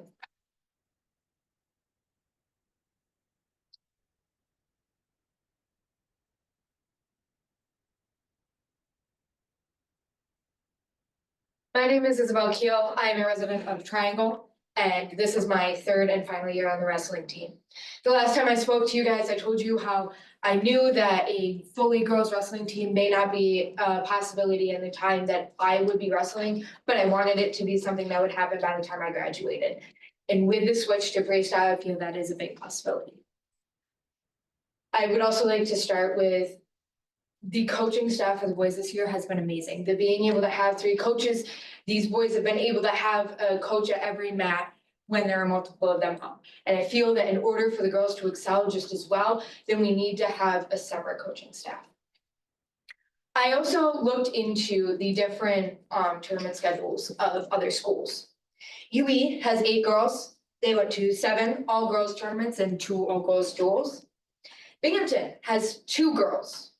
They went to 5 tournaments, and they have 4 coaches for the boys and girls teams. Dryden has 4 girls. They went to 6 tournaments and 1 duel. Odessa Montour has 1 girl. I am very good friends with this girl, and she's a senior like me. She was able to go to 6 tournaments and 1 duel. The combined team of BGH, Harpersville, Sydney, and Unatago was able to do 5 tournaments and 7 duels with 18 girls. Oxford Green, which we have looked into merging with them, but are currently unable to at this time, has 7 girls that went to 5 tournaments and 7 duels. In my experience of these past three years, I've had less and less mat time. And I've also changed weight classes through my entire time here. My first year, I was in a lighter weight class than I am now. And I was able to, at almost every single tournament the boys went to, there was a girls bracket that I was able to wrestle in. But last year, that happened a lot less. And we did have the 2 all-girls tournaments, which was amazing. But most of the other girls in the area had separate schedules. This year, the only guys tournament that I wrestled in was IAC's, and they found a girl that was 2 weight classes lighter than me for me to be able to wrestle. I chose this year to start wrestling guys, so that way I could have some mat time. I wrestled 3 guys, I think. And the biggest reason is because I wanted to wrestle here on my home mat for my senior night. I'm very upset. I thought that as I progressed, I would be able to have more opportunity. And from my understanding, I've had less. From my understanding, I don't want to point fingers, but just from my understanding, we were only allowed to have 3 all-girls tournaments this year. When there was multiple that Rich Creek really tried to get us to go to. The Southern Tier Memorial Tournament had an all-girls day. The guys were able to go to the Friday one, but that was not one that we were allowed to put on our schedule. I want these girls to have a better senior year than I did. I want them to be able to succeed. I don't want them to have to fight as hard as I did. I'm going to stay a part of this program for as long as I can. My goal is to be able to come and help coach once I'm in college, and there's an age gap between me and the high schoolers, because I do understand that that's probably an issue. But I do want to come back and help, and I really want these girls to have better opportunities than I had, and have chances for Colleen being able to get a scholarship to go to college for wrestling, where I've had one college look at me, and that's because the recruiter works here. So I thank you for your time. And I really hope you really consider a separate girls team, because honestly, that was my end goal. Thank you. Thank you. Thank you.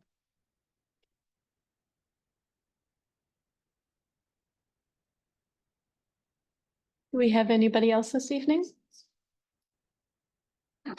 Thank you very much, all of you who took the time to speak up. We've heard you. That brings us to commendations.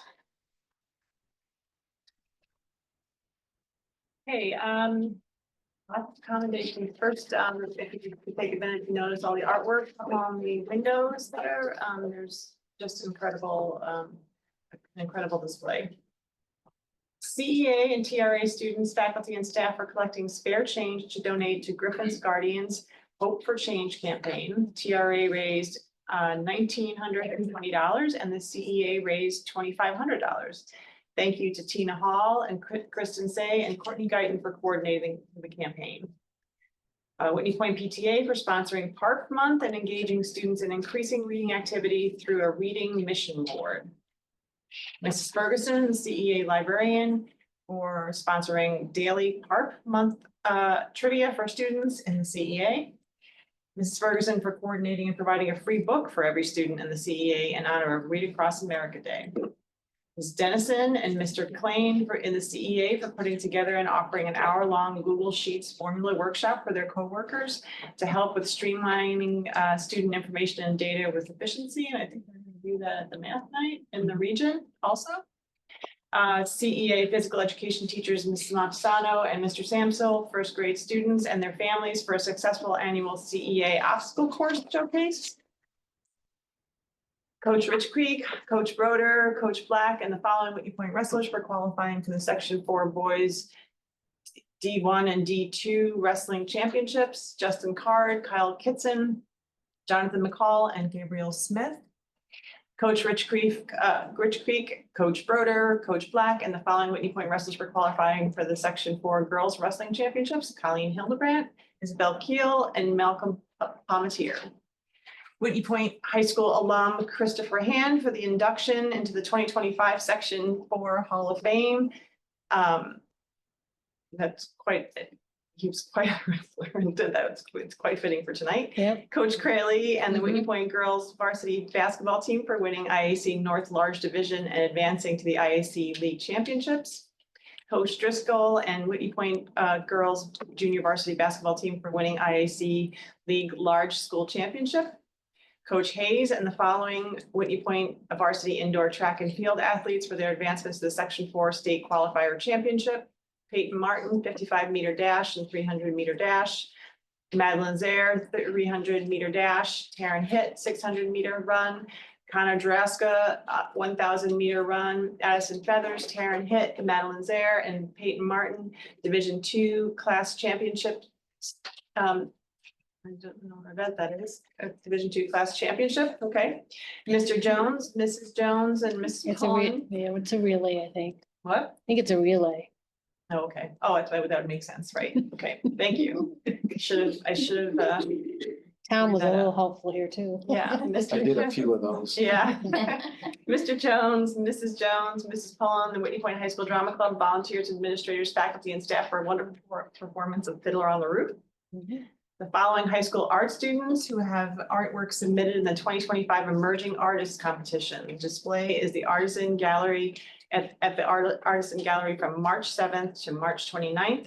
Connor Hayes won excellence in use of medium. Madeline Zaire won excellence in line and color. Maggie Burleson, Lily Couch, Mia Davis, Alex Ellerson, Brooke Feathers, Riley Halliday, Darcy Purdom, Ellie Rout, Allison Zembeck. Whitney Point and Broome Tioga Bosse student Mason Hall for recognition by Student Spotlight for the Career and Development Center. And Whitney Point High School alum Alicia Whitall for induction into the Greater Binghamton Sports Hall of Fame. That's going to happen. Yep, April 28th. Okay. A lot of great things happening. Old business, there is none. That brings us to our budget presentation for the evening. Really the exact order show tonight. Well, you know. You've got this down, Zach. Yeah. Done. All right, last meeting, we talked about the current state of the budget as far as the state goes, and then all the stuff going on at the federal level. This presentation is really gonna focus on taxes. And again, look at some of our neighboring data and kind of see where our first projection of expenses is at this moment in time. So again, what we like to do, again, we like to look at our neighbors, see where other districts are at. We like to see what their actual real tax rate is compared to, again, their neighbors, and then also see, well, what does that really mean? Like, how much of their budget is actually funded by school tax? So this is a slide. I like this slide because I think it does a pretty good job of explaining where in the region Whitney Point falls. And there's a lot of numbers on here. What we're trying to do is say, if every single house was actually worth $100,000, what are you going to pay in school taxes if you live in these respective districts? And when I say if it's really worth $100,000, that's where the assessed values come in. And again, they are really all over the place. They're dated. They need to be reassessed. There's improvements that don't get added on right away. And that's kind of what the equalization rate does with the state generated percentage. It's trying to put the true value of a house in a certain township. So when I look at this data, I don't want to see, again, houses that are worth different amounts. That's what we say by full true value. So I like the example of, if you're going to buy a house today and it's going to be worth $100,000, this $100,000 house in Susquehanna Valley, you'd be paying $2,387 in school tax. That same $100,000 house you would buy in Whitney Point, it would cost you $1,535 in school tax. So again, this slide I think is kind of representative that we never want to be in the top end of this. We don't want to have the highest tax rate. But you can see some of the neighboring districts that we're close to. Windsor, North Valley, Lake. I think that's a good group to be around.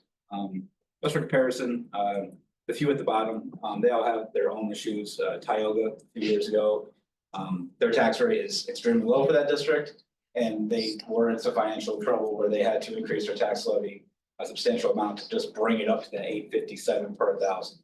Deposit, they have some weird tax revenue sharing because they have a reservoir where New York City provides them a significant amount of money, again, to siphon their water sources. So when I look at that, again, it's good. At Whitney Point, we have a relatively lower tax rate for our region, but then you kind of want to wonder, well, how much of our school budget is funded by taxes? And I think this one's kind of eye-opening because we are at the bottom.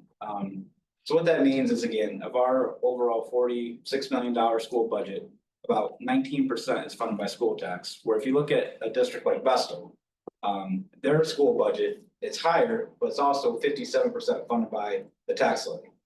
And I like the example of Vestal because I think we probably know why, right? Like, why is more school taxes in Vestal comprised of their budget? It's because they have way more tax-paying entities, right? It's all the business, it's the Parkway, it's the Walmart, it's all the other stuff that is in Vestal. And that's again why for their school budget, you have a higher composition of school taxes. So in comparison, again, I'm gonna flip back here. If you look at the sheet, everyone thinks Vestal probably pays the highest school taxes in the region. Well, that's not really true. They just have more people, more businesses paying school tax. So their rate is $18 per thousand. It's just an interesting comparison. So again, just kind of look at our neighbors, that's where we're at. We're in a decent place there. Again, the other side of this, 19% of our budget's funded by taxes. Well, that means the other part is funded by mostly state revenue. So bringing that in a little bit here. This is a slide where we talk about our budget goals. These three goals were derived by the board several years ago. We like to look at them. And I think whenever we kind of get lost in all the craziness of politics and legislation and everything going on, we can always come back to these three goals. What are we trying to do here at the school with the school budget? We're trying to maintain our focus on education. We're trying to build a sustainable budget. And I like to stress that word sustainable. You know, we have these big swings in revenue one way or the next. We want to make sure that we're not just fluffing up with all these activities. And then the following year, we're cutting, right? We want to make sure that we're building stuff smartly into our budget and we're sustaining it over time as it grows. And then again, the last goal, purpose of this presentation tonight is we want to develop a reasonable tax levy. And I'm not saying a tax increase, I'm just saying, again, in comparison with those previous slides, what is a reasonable tax levy for our district in comparison to our neighbors? It's tax levy limit calculation. It's a background. This was instituted by New York State in 2011. There was a big push of escalating tax rates, and at the time, the state came out with trying to, you know, take their attempt to control that. And they instituted, I think people mostly remember it as a 2% tax cap, but it's not really true. It's not 2%. It's just one factor of these 11 other or 10 other steps in the formula. So we take Whitney Point's numbers, we plop it in here. Again, this is the New York State tax cap formula. This basically tells us what our maximum allowable tax levy increase can be this upcoming year. Again, just because it's calculated that doesn't mean that's what we go out with, and that's what we've talked about before.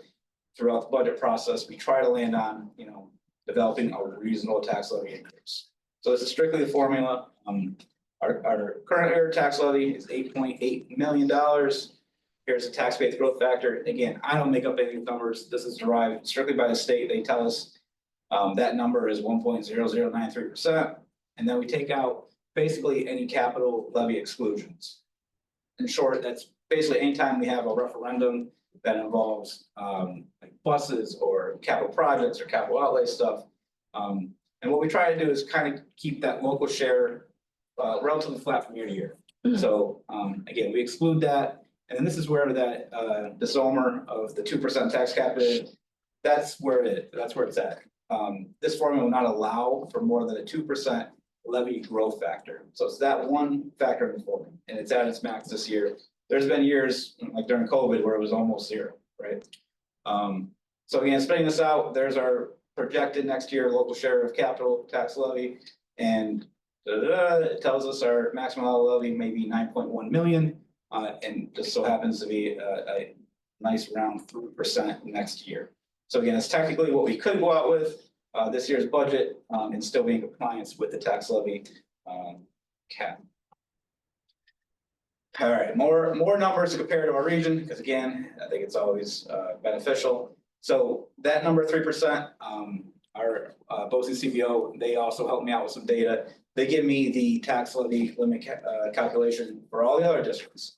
There's 15 of them, including us, and just like to know where everyone's at. So I kind of plotted in this little bar graph, and you can see, so the lowest one can go out for 0.23%. So really, they can only increase their tax levy by 0.23%, or again, they would need a supermajority vote. Again, depending on what district that is, it may be a lot, it may not be. And I think the example goes back to like a district like Vestal. A 0.23% increase for Vestal might generate what 3% increase in the Whitney Point tax levy might be. So just to keep that in perspective, again, just our formula is putting us on a little bit of a higher end, but you can kind of see at the bottom, the bulk of districts, they're in between 2% and 3%. So that's kind of what you're going to see regionally where districts are going out this year. Zach. Yeah. So is there overlap at all? Because I see it's going 2 to 3, 3 to 4, like at the bottom there. So which group are we including? Yeah, like so. Are we part of 1 the to 9 or 2? we part of the 2? We're in the 2, the 3 to 4%. Yep. So we're Our down levy here. calculation is No. 3%. You put us in the bigger group. You put us in the bigger group? Nope, I'm in No. 3 to 4%. No, he's in Oh, the the 3 to, 2? yeah. Yep, it with the 2. Right. Okay. All right, so I think this is a very impactful slide. If you can understand this concept, I think it really goes a long way to understand why districts increase their tax levy, and really what's at stake. So a few years ago, there's always a push, keep taxes zero. You guys got all this funding. Why are you increasing our taxes? So we like to look at an example of what really does that mean over time. So again, closely, I'm rounding numbers for simplicity.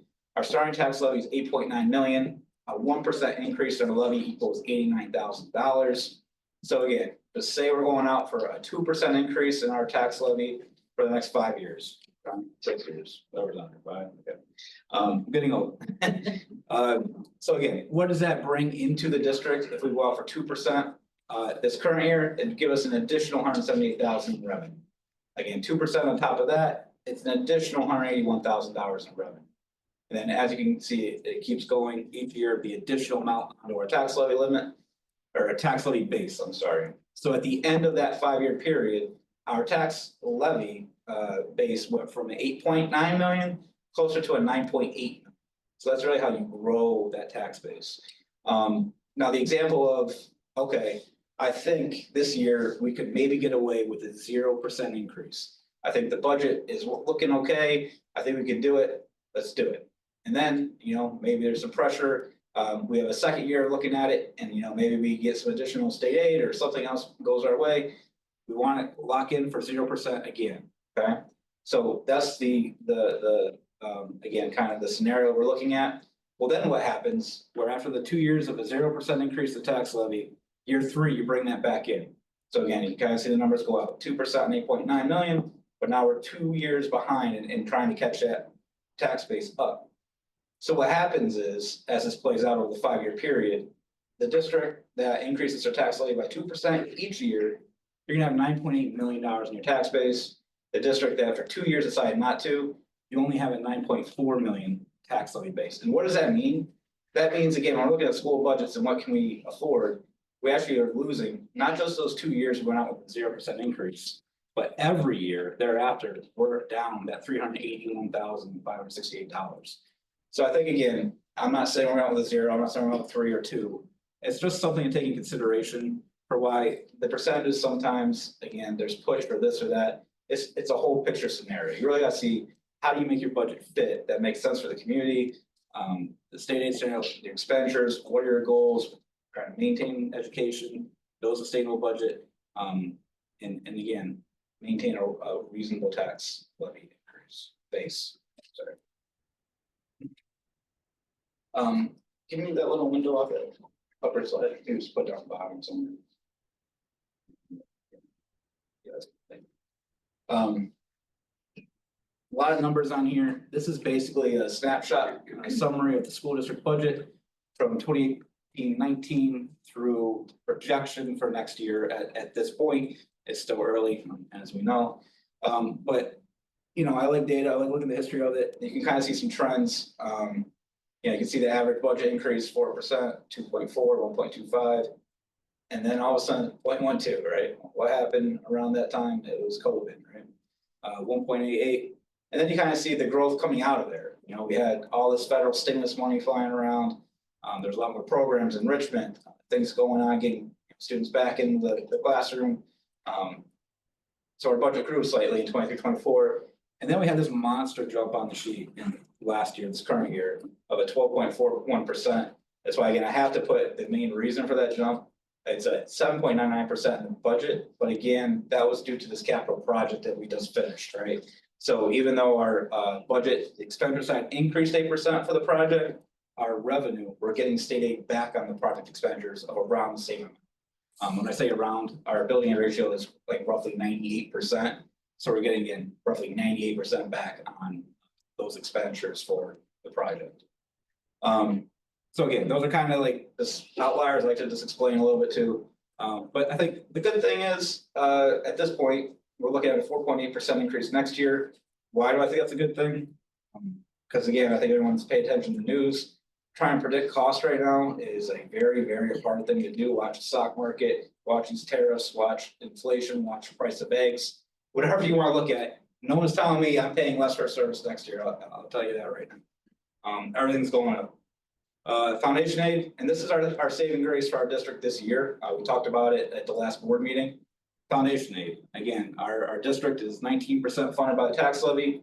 The bulk of our funding comes from state aid. Foundation aid is a big chunk of that. When we don't get a big increase or it remains flat, that's a problem for our district, right? We can't keep up with our rising expenditures. You can see 23-24 again, that after COVID push of, the state had extra funds. We got a very substantial increase to bring us back to where we were supposed to be with this formula foundation aid.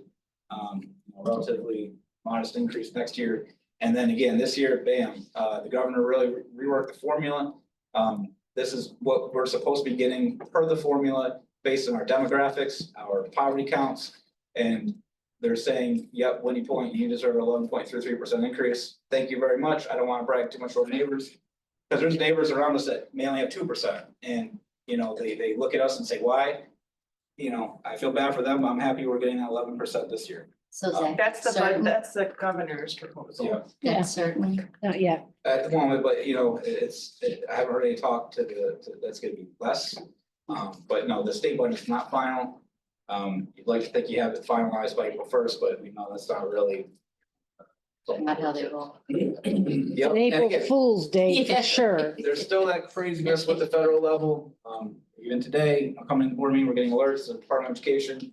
We know it was cut, not cut. Again, we do get funding from the Department of Education. They're not in our school budget, but they're in grant lines. And if we lost that money, it'd be real expenses that we put back into our budget to fund. So we'd have to look at that. But again, at the moment, that increase of foundation aid's amazing. What would we get next year potentially? Who knows? And that's why, again, school budgets are a fascinating thing, because again, you can literally go from year to year and not quite know what you're gonna get. Other state aid, just as it says, it's other state aid, so it's really our reimbursables. It's, again, that building project we went out for, we pay debt on it, but we get that back from state aid. We get 90% back of our expenditures in transportation aid. We get BOCES aid, categorical aid. So all some of the other aids, it's 13.6 million. Other revenue, again, just everything else doesn't fit in those categories, which is either, again, tax levy or the state aid. Again, we get RET from our contractor that services our buses. We get interest earnings on our money. We get, even the small amount of admissions we get for games or whatever goes in that line. There may be some foster tuition billings that we get, where basically if some child enters foster care in our district and they come to our district, if we educate them, I could bill that district, a tuition bill. I do. That's where that money goes. And then appropriate fund balance. And you kind of see the history where it was. We were at a good spot where it was around $500,000. Again, that's money that we're saying within our budget, within our reserves, we can allocate towards meeting our budget for next year. Last year it went up. A chunk of that, again, I like to explain the chunks. We did have the opportunity to allocate $325,000 of our savings at last year to help fund that brand new CEA playground, which I think, if anyone's been over there, I even drove by yesterday in nice weather, and after hours it was a swamp. Kids were running around it. I mean, it was a good use of that savings that otherwise would have been stuck in some reserve with, a lot of restrictions and trying to get it out in the future. So right now with this scenario, again, you can see we're not budgeting for use of reserves, which is great. This current school year, we budgeted heavily. And what that really was our ERS, our retirement system expense for government employees and the teachers. It's not their whole expense, but it's a portion. And why we did that was, again, so we could balance our budget last year. So what I'm saying is, at this point in time, we don't have to budget use of our reserves to balance our projected budget and our appropriate fund balance. Again, it's not quite back down to that 500,000, but we feel comfortable with 750,000. And a big chunk of that is really because of that increase in that foundation at this point. So again, we're glad we got it. But what does it mean for future years? Again, we don't really quite know. At this point, again, tax levy down below, you kind of see the increases over year. Again, that's not the maximum allowable levy limit. That's just where the board decided to go out. So, I like looking at the average increase over that time, and it's 1.6%. Last year was one of the higher ones we did, at 2.95%. Again, kind of get that out to the public. It's not a 2% cap. Again, right now it's in the budget at 3%. I don't think we're gonna have to go out with anything that high. We will have to figure out where we land. But at this point in time, that's what it would look like. Any questions on this slide?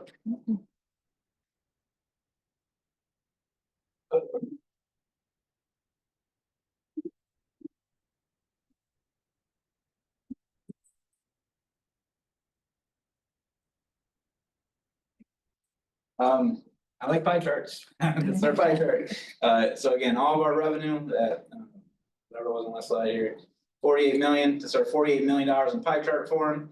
And this is the first time, since I've been here that our foundation aid is now over 50% of our school budget.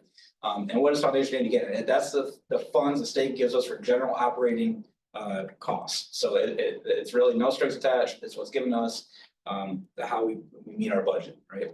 And then again, we have the other 20% for the reimbursables. So our total state aid is 78%. Again, we looked at the tax levy breakout, it's 18.8% in that scenario with the 3% increase. And then again, just those little bit percentages of the other revenue and that small appropriate fund balance. Please note, it's always my disclaimer, the government's final budget is still unknown. I think we have a good idea it's not gonna go down, but it's not finalized. And I think this is probably the thing I'm paying attention to the most. The prospect of a loss of federal funding is still on. And again, for my office, the district office, Joanne Chan, our concern is the loss of title funds, Department of Education funds, and also the reason we can offer free meals for our students is a big chunk of it is federal funding. So again, when we talk about and hear about let's cut all school funding at the federal level, it concerns us, right? Because if they don't fund it, we got to figure out alternative sources. So that's a big one right now, which I've never had to actually put that line in there in previous budgets, but it needs to be in there now. Can I just add, so a lot of the things that are funded, so IDEA funds and title funds, pay for things that we're mandated to provide. So it's not like we can just say we will cut those things. Right. They would have to be put into the budget somehow. Thank you. Again, there are still many legislative priorities being discussed, which could impact overall funding levels. As always, we are being conservative in our revenue projections and using estimated projections this time for items still being developed. The biggest one still not known is BOCES expenditures. And there's a reason to it. A big chunk of our BOCES expenditures is special ed related. And a lot of those placements, those meetings won't take place till April, May. So we can guess, but in reality, until we have further out data on some of these placements, we just don't know. So I use placeholders, and then again, I kind of hammer special ed department, and they get mad at me all the time, but eventually we'll get closer to where it needs to be for the budget for next year. What's next? We look for additional efficiencies and reductions by reviewing expenditure lines. We're going to scrutinize the BOCES request for services. What that means is we look at what we currently signed up for. I bug Shannon and Joanne and say, hey, do we really need this next year? And they tell me yes. And then wait for the governor's actual budget run, see what happens. And we cautiously plan for potential changes in the federal level. And we continue our monthly meetings with the BOCES CBO financial analysis team. They're great. They really run a lot of projections for us, help us in our budget building process. Questions? The BOCES expenditures, that didn't include like new visions and things. You're talking more specifically about the special ed needs. Really all BOCES expenditures are still being looked at. Because again, we're really making those CTE costs are kind of determined off of last year's enrollment. But they've gone up a lot. We have a lot of kids in BOCES CTE classes, which is a good thing.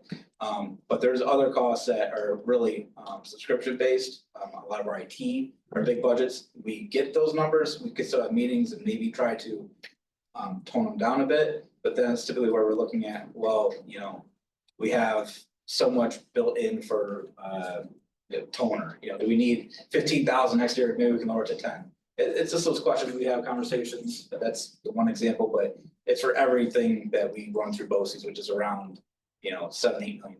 Right.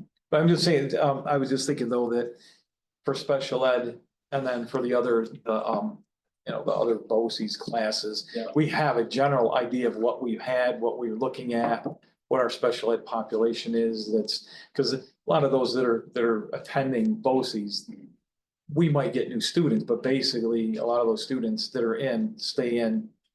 Not always, Tom, and that's kind of the tricky role of special ed. I mean, Joanne's the spike director for a while. She probably talk more intelligently about it than me. But those kids sometimes change classes frequently. Program replacements, if they're not working out, sometimes BOCES can't handle them. They go to a private institution, which can be more expensive. Oh no, I know all of those too. I just meant though that we have a general idea of how many are there. And I mean, there's a pretty good assumption of what without moving in and out of district. Well, and here's the kicker from BOCES end is we have to sign up and we want to make sure we have a guaranteed slot for our children next year. Right. We don't want to over sign up because that's the problem where sometimes we have to get paid upfront for that and that comes back to us in BOCES like the subsequent year. So there is some trick to it and I'll tell you, as good as we can budget and if we knew everything as of today, we could get a family come in next week and roll with 3 kids with special high needs, and it costs $200,000. And we have a very high rate of transiency, like people move into our. Oh, no, into and our I- district. I mean, Yeah, there's a happen, handful but of it's not- districts I know, and they're all the same, and they're Mhm. all in the same boat as we are, and that's where all the yeah, I know, that's where they all go. It kind of seems like the trend has been, we're getting way more than are going out of our districts in the past few years. But that's what I'm saying, there's still a trend. That we're getting way more. No, and I don't mean it's good, but I mean, it's something that we can see happening. Yeah, again, that's kind of where in the budgeting process, we budget conservatively. Yeah. I'll have obviously some cushion there in case of that.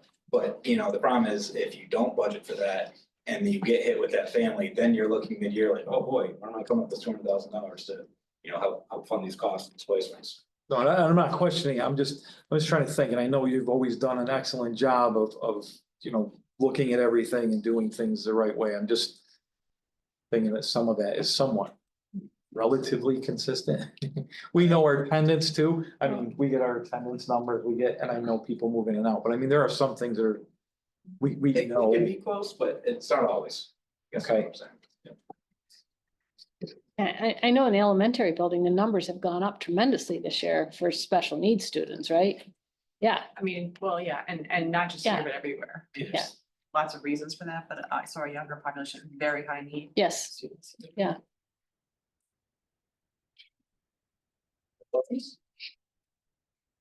Thanks, Zach. I understand it. It's only been 8 years now.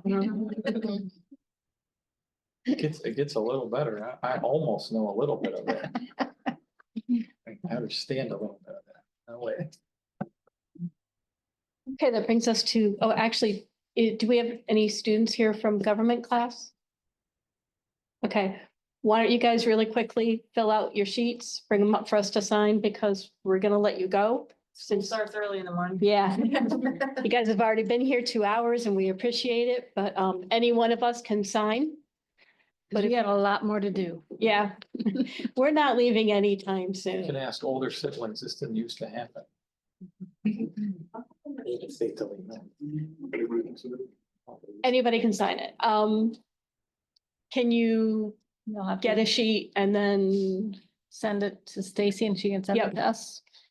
Or actually Stacy can sign tomorrow. Mrs. Black can sign it for you tomorrow if you get one. She's in the district office. Okay.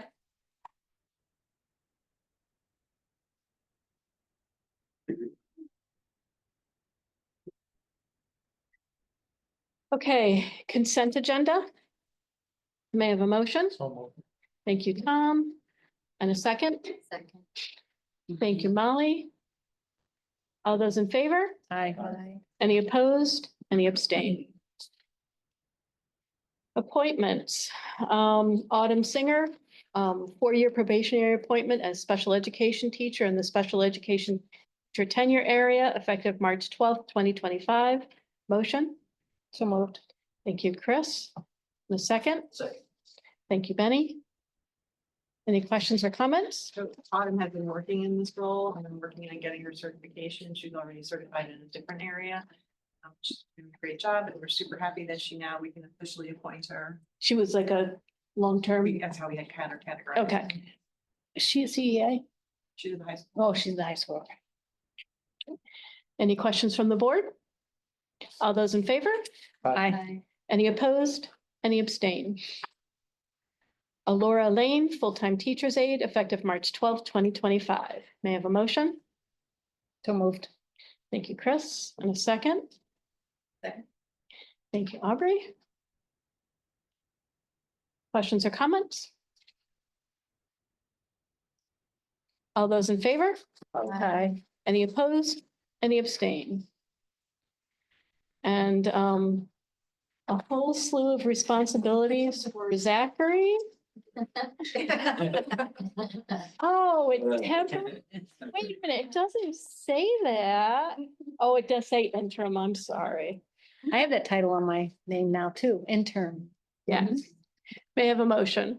So moved. Thank you, Chris. And a second? Second. Thank you, Benny. Any questions or comments? I had to giggle a little because of the day that they're appointing you, St. Patty's Day. And you're a good St. Patty's person. You always, Celebrate. yeah.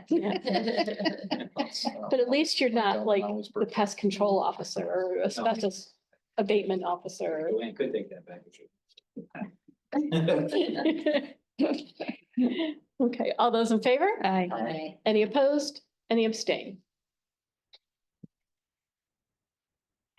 Resolution of the Board of Education of the Whitney Point Central School District, Brum, Shenango, Cortland, and Tioga Counties, New York, further known as the district, authorizing the submission of one proposition to be voted upon by the qualified voters of said district at the annual meeting thereof to be held on May 20th, 2025. Be it resolved by this Board of Education of the Whitney Point Central School District, Brum, Shenango, Cortland, and Tioga Counties, New York, as follows. Section 1. At the annual meeting of the qualified voters of the Whitney Point Central School District, Brum, Shenango, Cortland, and Tioga Counties, State of New York, the district, to be held on May 20th, 2025, the following proposition shall be submitted to be voted upon in addition to the proposition seeking approval of the budget for the district's 2025-2026 fiscal year. Proposition number 2, acquisition of buses. Resolved that the Board of Education, the Board of the Whitney Point Central School District, the district, is hereby authorized and directed to purchase 4 new 71-passenger diesel buses at a cost not to exceed $814,176 and to expend therefore not to exceed the estimated total cost of $814,176, including incidental expenses in connection therewith, and that such sum or so much thereof as may be necessary shall be raised by the levy of a tax upon the taxable property of said school district and collected in annual installments as provided by Section 416 of the Education Law, and in anticipation of such tax shall the Board of Education be authorized to issue bonds or other obligations of the school district in the aggregate principal amount of up to $814,176.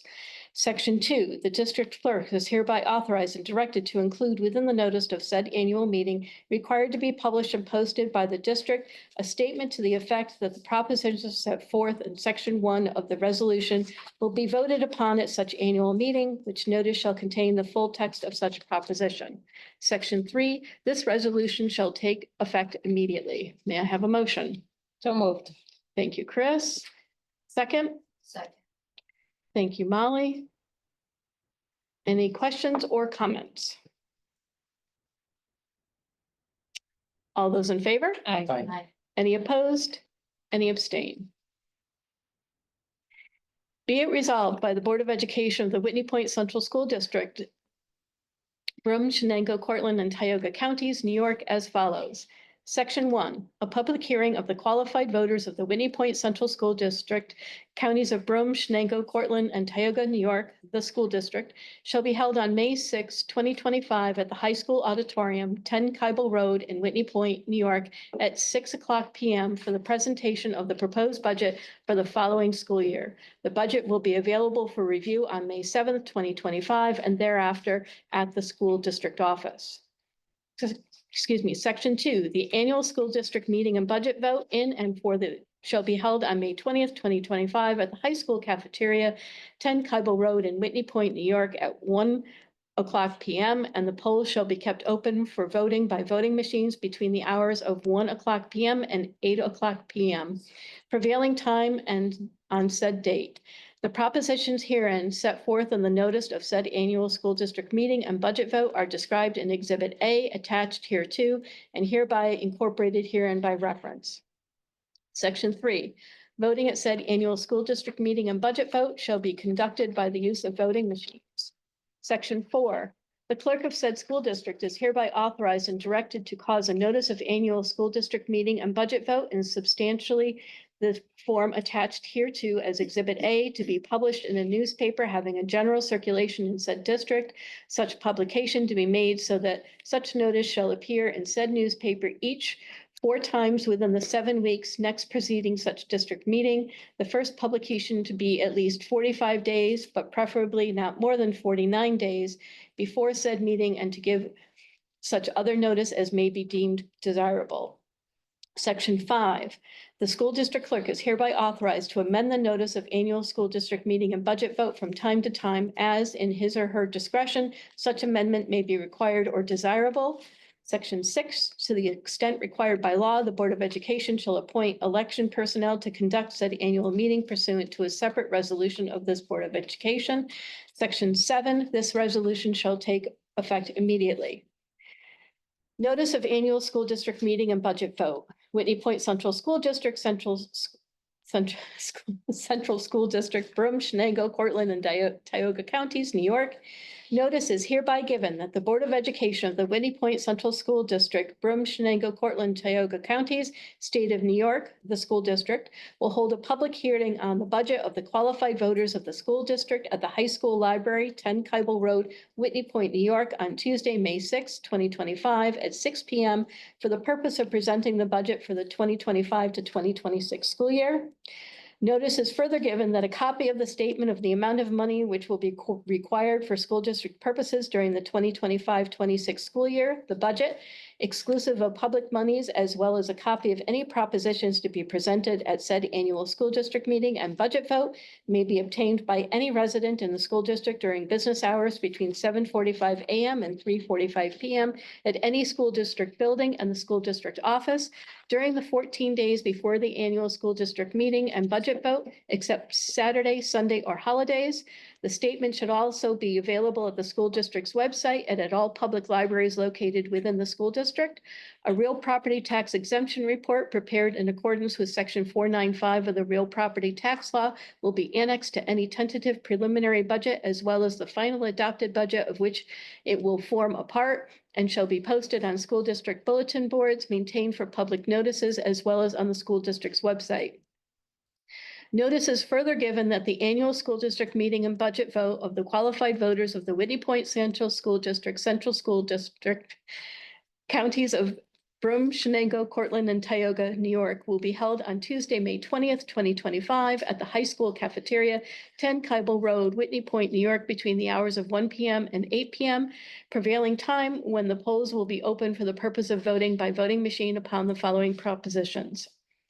Proposition number 1, shall the following resolution be adopted to wit, resolve that the proposed budget of expenditures of the Whitney Point Central School District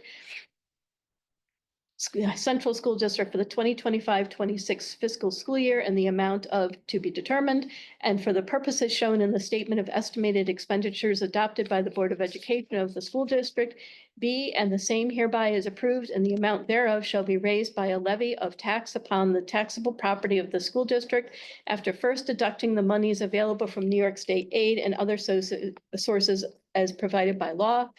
Proposition number 2, shall the following resolution be adopted to wit, resolved that the Board of Education, the Board of the Whitney Point Central School District is hereby authorized and directed to purchase 4 new 71-passenger diesel buses at a cost not to exceed $814,176 and to expend therefore not to exceed the estimated total cost of $814,176, including incidental expenses in connection therewith, and that such sum or so much thereof as may be necessary shall be raised by the levy of a tax upon the taxable property of the said school district and collected in annual installments provided by Section 416 of the Education Law.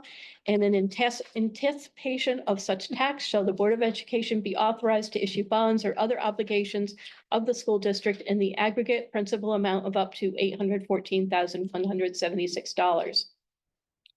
Notice is also given that petitions nominating candidates for the office of member of the Board of Education must be filed with the school district clerk between the hours of 7:45 a.m. and 3:45 p.m. not later than April 21st, 2025, at the district office, High School Building, 10 Kybel Road, Whitney Point, New York, 13862. Candidates must be a citizen of the United States, 18 years of age, able to read and write, a legal resident of the school district 1 year prior to the election, not an employee of the Whitney Point Central School District, and remain a qualified school district voter throughout the term of office. The following vacancies are to be filled: a 3-year term ending June 30th, 2028, presently held by Dr. Christine Whitall, a 3-year term ending June 30th, 2028, presently held by Tiana Mosman. Each petition must be directed to the school district clerk, be signed by at least 25 qualified voters, shall state the residence of each signer, shall state the name and residence of each candidate, and whether such candidates are nominated for full terms or for unexpired portions of such terms. The candidates receiving the largest number of votes shall be declared elected in accordance with Education Law, Section 2018-B. No person shall be nominated by petition for more than one specific office. Notice is further given that absentee ballots will be available for this annual school district meeting and budget vote. Applications for absentee ballots for the annual school district meeting and budget vote may be obtained at the office of the school district clerk, 10 Cudwell Road, Whitney Point, New York. The application must be received by the school district clerk at least 7 days prior to the election if the ballot is to be mailed to the voter, or the day before election if the ballot will be picked up personally by the voter.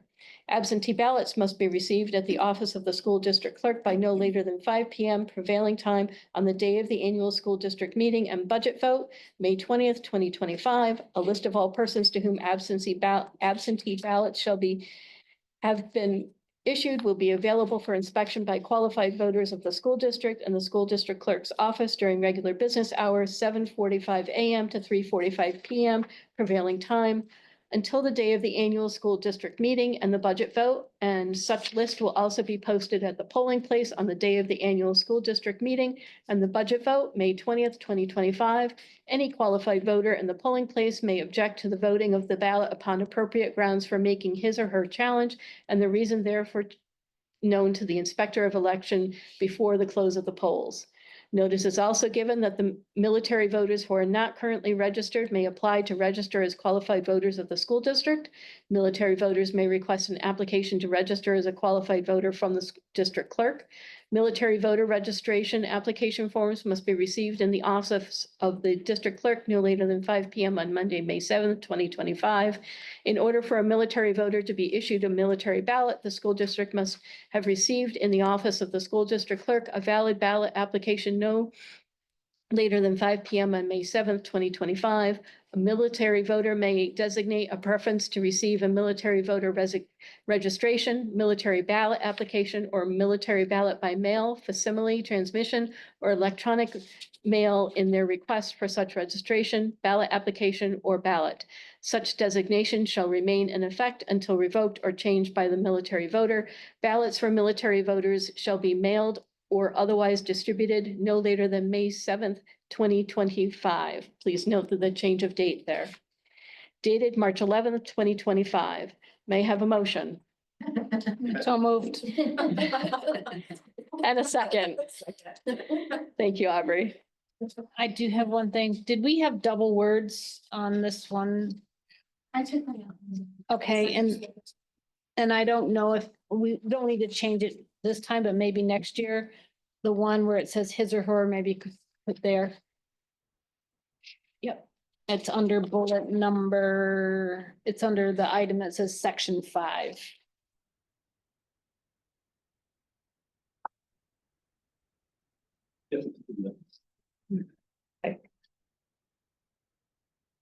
Any other comments, questions? No song request, please. There. Okay. Do you have anything else, Chris? Okay. All those in favor? Aye. Any opposed? Any abstain? Superintendent's update. So we have to decide what we're doing about a student member. Yep. We have to start those wheels turning. Oh, I was like, did somebody do something wrong? No, but I mean, so we're gonna, so. First, it's kind of like, in some, so we need to, Yes. Yeah. That's on our board goals too. Okay, and Yep. so,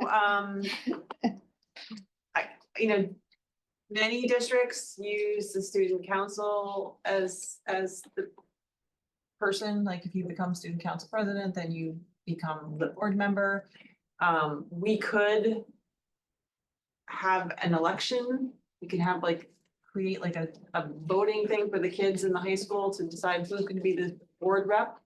It would be better to do it while they're in their junior year, because we need to start the year right off, right? I mean, we had a little bit of conversation. I mean, obviously, I think that a number of people mentioned that we don't really just necessarily want to have the same voices and representing the student body in all settings. But how, I know that some districts have considered each year taking a representative from a different group, but then if that's not the year that you happen to be in, year to help you as an individual student, right? So I think more and more people are moving away from that idea. What if we had it be very similar to how board members get elected? They have to have a petition. And they have to get so many student signatures on the petition. And we have an election for them. I don't think we should just assume that it's student council. It may end up being that way if they're the ones who are Well, interested. it's kind of like I was saying, so we could have a special, an election. Yeah, that's what I'm saying is that. Do that, and we'd have to somehow educate kids about the board of ed and what their that's the role would biggest be. thing. Well, What you're yes. getting What's their voted into, commitment, 'cause right? And what they can and can't do. What is this? I know. Sorry. Oh, I mean, Yeah, I'm it's just not- wondering how much interest there point. Have you heard? No, There's been- I don't think. Okay, Honestly. Well, I mean, So- if we do it like we did it with the Ford, there isn't always a lot of interest there either, and that's even with. Right. And not, well, a little. Might go on. How about, our students that are part of that group down at BOCES? The New Visions. The New Visions. Do we just have one So, right I now? mean, they would be deciding that for next year now, potentially, and then, so yeah, but from them. But again, then you're always sort of, that's the group of kids who gets to do Yeah. everything. Yeah, So it right. should just be an And- open, if you want to run, then. Have an informational meeting. Right. With a yes. presentation of, we would like to have a student representative. And what the parameters are of what they will and won't be able to do. Have And to have a student. we have to, yeah. I know Or that. somebody to be. But also, but I still think we should present it as, Whoever's. not only do we have to, but we would like to. And not just have it be phrased as the state says we have to do it, so we're doing it. No, right, but I'm Yeah. just telling you that we kind of have to get the wheels moving here. Yeah, because I Is there agree. any way to School year's maybe- Slipping away. it's Sorry. gonna have to be a junior at least. Yeah. Yeah, I was gonna say, so participation in government, that's not gonna, no, not Yeah. just say, but that would be something similar that. I mean, there's a lot of challenges because if they are an athlete, yeah, then that's, they are gonna have conflicts. If, so what and is, as I said, school, we have kids, if they ride the bus, some of them are getting on the bus at 6 o'clock in the morning to come Yeah, here it's a and long start day. school the next day. But This is gonna be real some districts who had a student member, they don't have them stay, sometimes they have different roles, which we'll have to, that'll be the second conversation we have.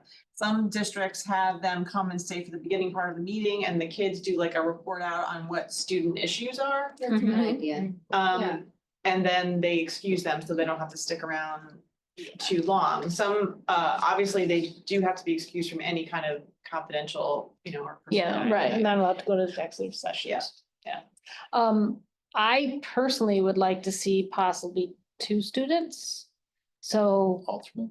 yeah, they could. So if students can alternate or they can be collaborative together and this month I'll go, next month maybe I'll go. I don't know. It just seems like it might not be so much stress on them being all by themselves.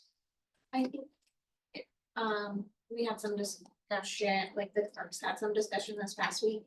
And I want to say one of them said that they used to rotate which we had maybe student council or some sort of group. But that they had gotten feedback that that won't be allowed, that it has to be just one single person. Gosh, they got a micromanage. But you can have one single person with another person there learning the ropes. They don't, maybe they're not that representative that year, but they're learning the ropes. Well, we can ask those questions. So we've been waiting and waiting, and there's supposed to be guidance forthcoming. It hasn't come yet. We've No, gotten it's them. guidance I think hasn't come yet. Like there's too many other things going on, so they just haven't done that, but the requirement does exist. But I can try and clarify whether it can be shared. I think Stacy's right.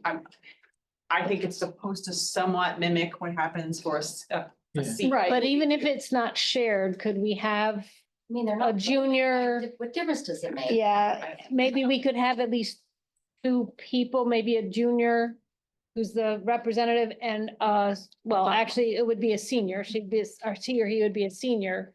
And then a junior that would also be part of it, learning the ropes to possibly take over the next year. I don't know. Share, say. I hate it, But I do strongly feel that we need to model it after how we are elected. And I don't think that we should just say, oh, well, the president of the student council is going to be our board rep, because like you said, then we're I get sad always about that. pulling from, Yeah, so I think the last time we talked though, when we discussed an election, the concern was a potential popularity contest. Yeah. Would it be another option to have them apply? And then even like the teaching staff could kind of choose a qualified student, somebody who's maybe interested in politics? well, the person who, I mean, they can encourage them. Yeah. And See they if would, see if you get any applicants, you know? But that's not, I guess my feeling is that's not how a board member does it. You know what I mean? I mean, So what is the purpose of having the students? So I guess that's pretty much what we need to Student narrow voice. down. Student Right, voice. so student voice. So that's probably more important than how they get in.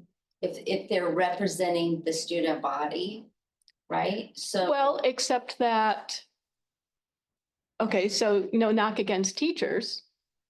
Teachers are gonna recommend the students that they like. And what if there's a student who isn't active in other groups, but is interested in having a voice? You know what I mean? So So you think that voting, the students should. I think in the long run, but how we get the candidates interested, it can be, you know, a teacher recommends that they run. I think the biggest thing is that we need to have like an informational meeting for students to come to. I agree with that. They've got to know what. Right, it they have to entails. know what Yeah. what it all entails, but So why don't we have an information meeting with students who might be interested in doing this? Yeah. And ask them how they think Yeah. the process should work. Well, Right, yeah, because if they need to speak for the student body, I mean, they're gonna have to have something, it seems like we're just throwing this student out there and saying, all right, you need to come up with the issues you want to present to the board, right? I mean, that's a lot. for They're one supposed to be person. talking, they're supposed to be talking to their peers. I foresee that it won't matter who the student is, even if it's the most popular. Whatever group they're in, those are the people that they're gonna bring here, and it won't be any different than we are.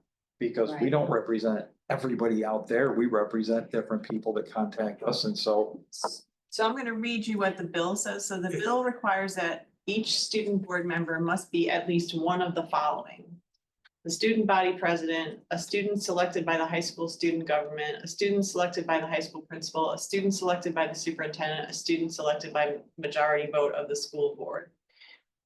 But again, there's something has to happen before you select that student. Right, So like, right. do they apply and then you select, or do you? Right, you need a pool of candidates. Well, and hopefully there's a pool more than one. I'm not trying to be, I feel. if you look at it, cause like but I'm just saying that I know that the people that are in like New Visions and do sports. They already do a ton and they might be willing to do this, but then the conflicts might not allow it. They have to be able to drive. And then in the winter, it's crazy even getting here some days and after Well, school. I think we could let them go by Zoom. There's no rule about that. They're not They're not a voting. Voting member, yeah. Yeah, It might or might not, but I'm just saying, it's still, a lot of our most active students are in either drama or sports or. It's gonna be hard, I think, because, and when do those happen?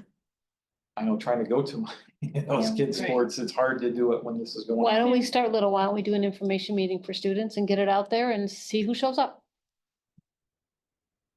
I think if we can give just a general idea of what we do, an overview, not even meeting with any, but just like, this is kind of what we're gonna do, or what the board does.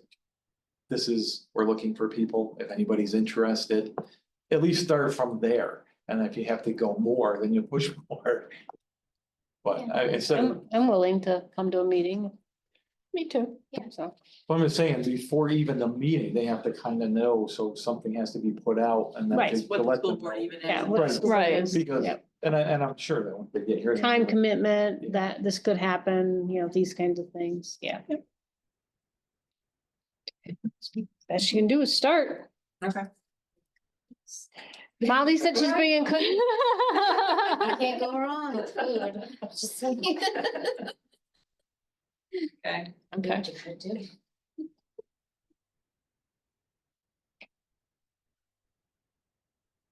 Okay, and then we have,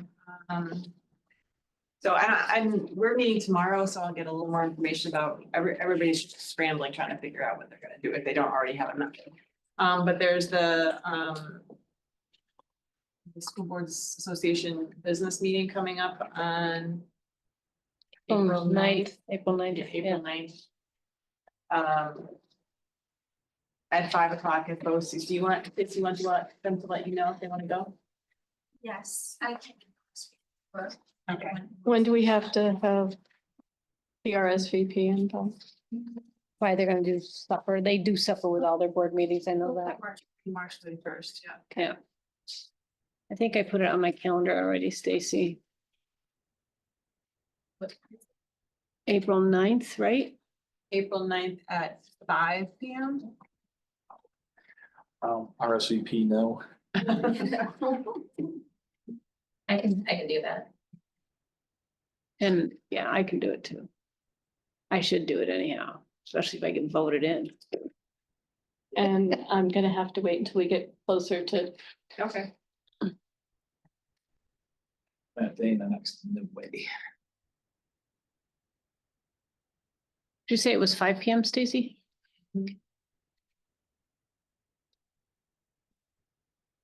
School's ready for late refreshments and visit student stations. I mean, Don't these Yeah, I have people it. work real jobs?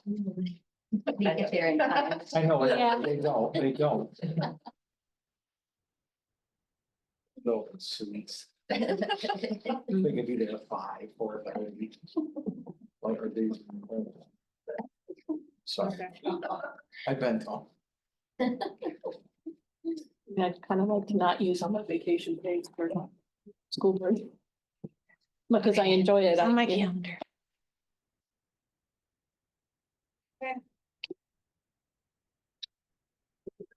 That's it for you. Okay, that brings us to our second opportunity for comments from the public. Same guidelines for the first. Or same for the second. Is there anybody who would like to speak at this time? Okay. Board of Education comments. I have been asked by the mayor of Whitney Point to bring it to the school district's attention that they are planning on having a block party this year. The date has not been set as of yet. I believe they're shooting towards the end of June. But they are hoping that they might be able to get some participation from school groups. They're gonna have people set up and, people can be vendors, whatever and they would really love to have some school groups participating in some way. There will be a concert in the early evening, not late at night, by Colby Oakley.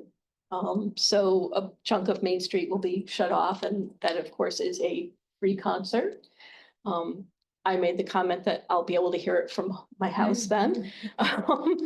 And the other thing is that, and this hasn't been decided, but one thing that was tossed out as a possibility, that given the size of the Main Street area and parking, that they may approach the school to see about collaborating and having people park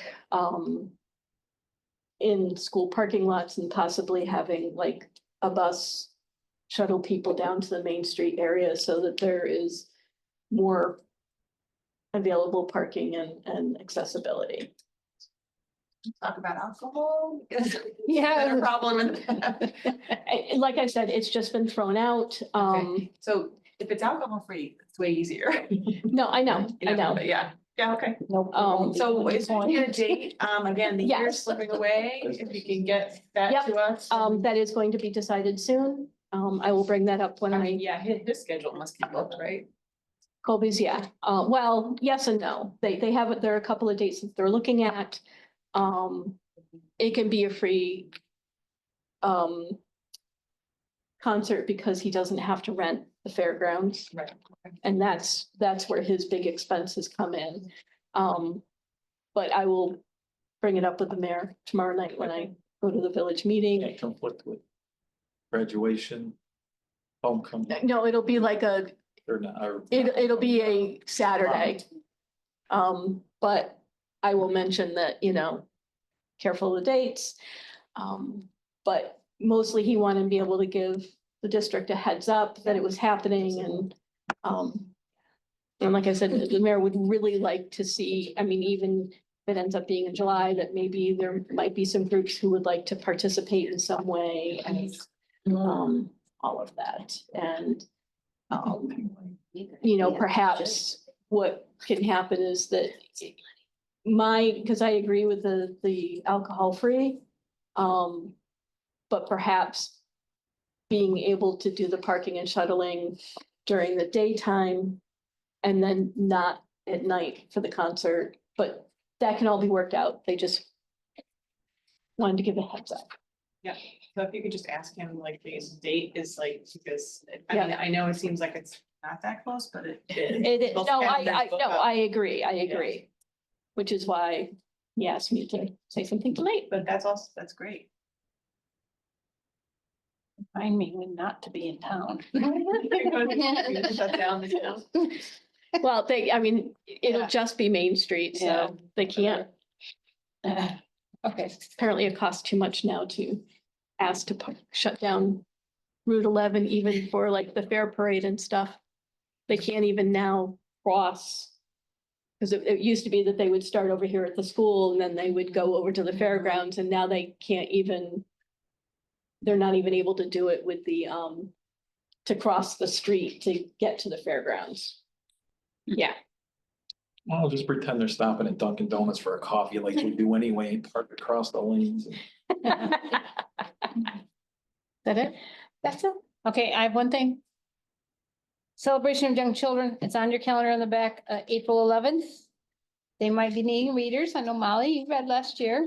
They might be needing readers for that. And the theme is outdoor education environment. It's an outdoor activity. I know that much. Camping. It's, camping, outdoor, all that stuff. So they'll be getting a hold of people and they'll be getting a hold of you. Oh, they already They did, yeah. So, but they do like to have readers and it's a great night and they have lots of fun. And so if any of the board members want to help out, we'd love it. And we got about 15 students. And then I don't think it's on here for activities, but isn't the carnival coming up? 29th of April, March. It's not on our list here.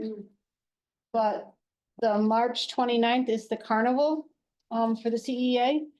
And they always can use help from 10:30 to 2. So any board members wanna I'll be coming with my kids. I have a little upside down clown suit, but I'm looking for someone. I bet I can get a student to do that one for you. Wait, an inflatable upside down clown? Yeah, I've seen it with, didn't you have it for the Halloween parade? Yes. Yeah, yes, I remember it, yeah. Okay, so I just wanted to make sure that, and I already took care of the board, the Super Val stuff, so you guys are all set.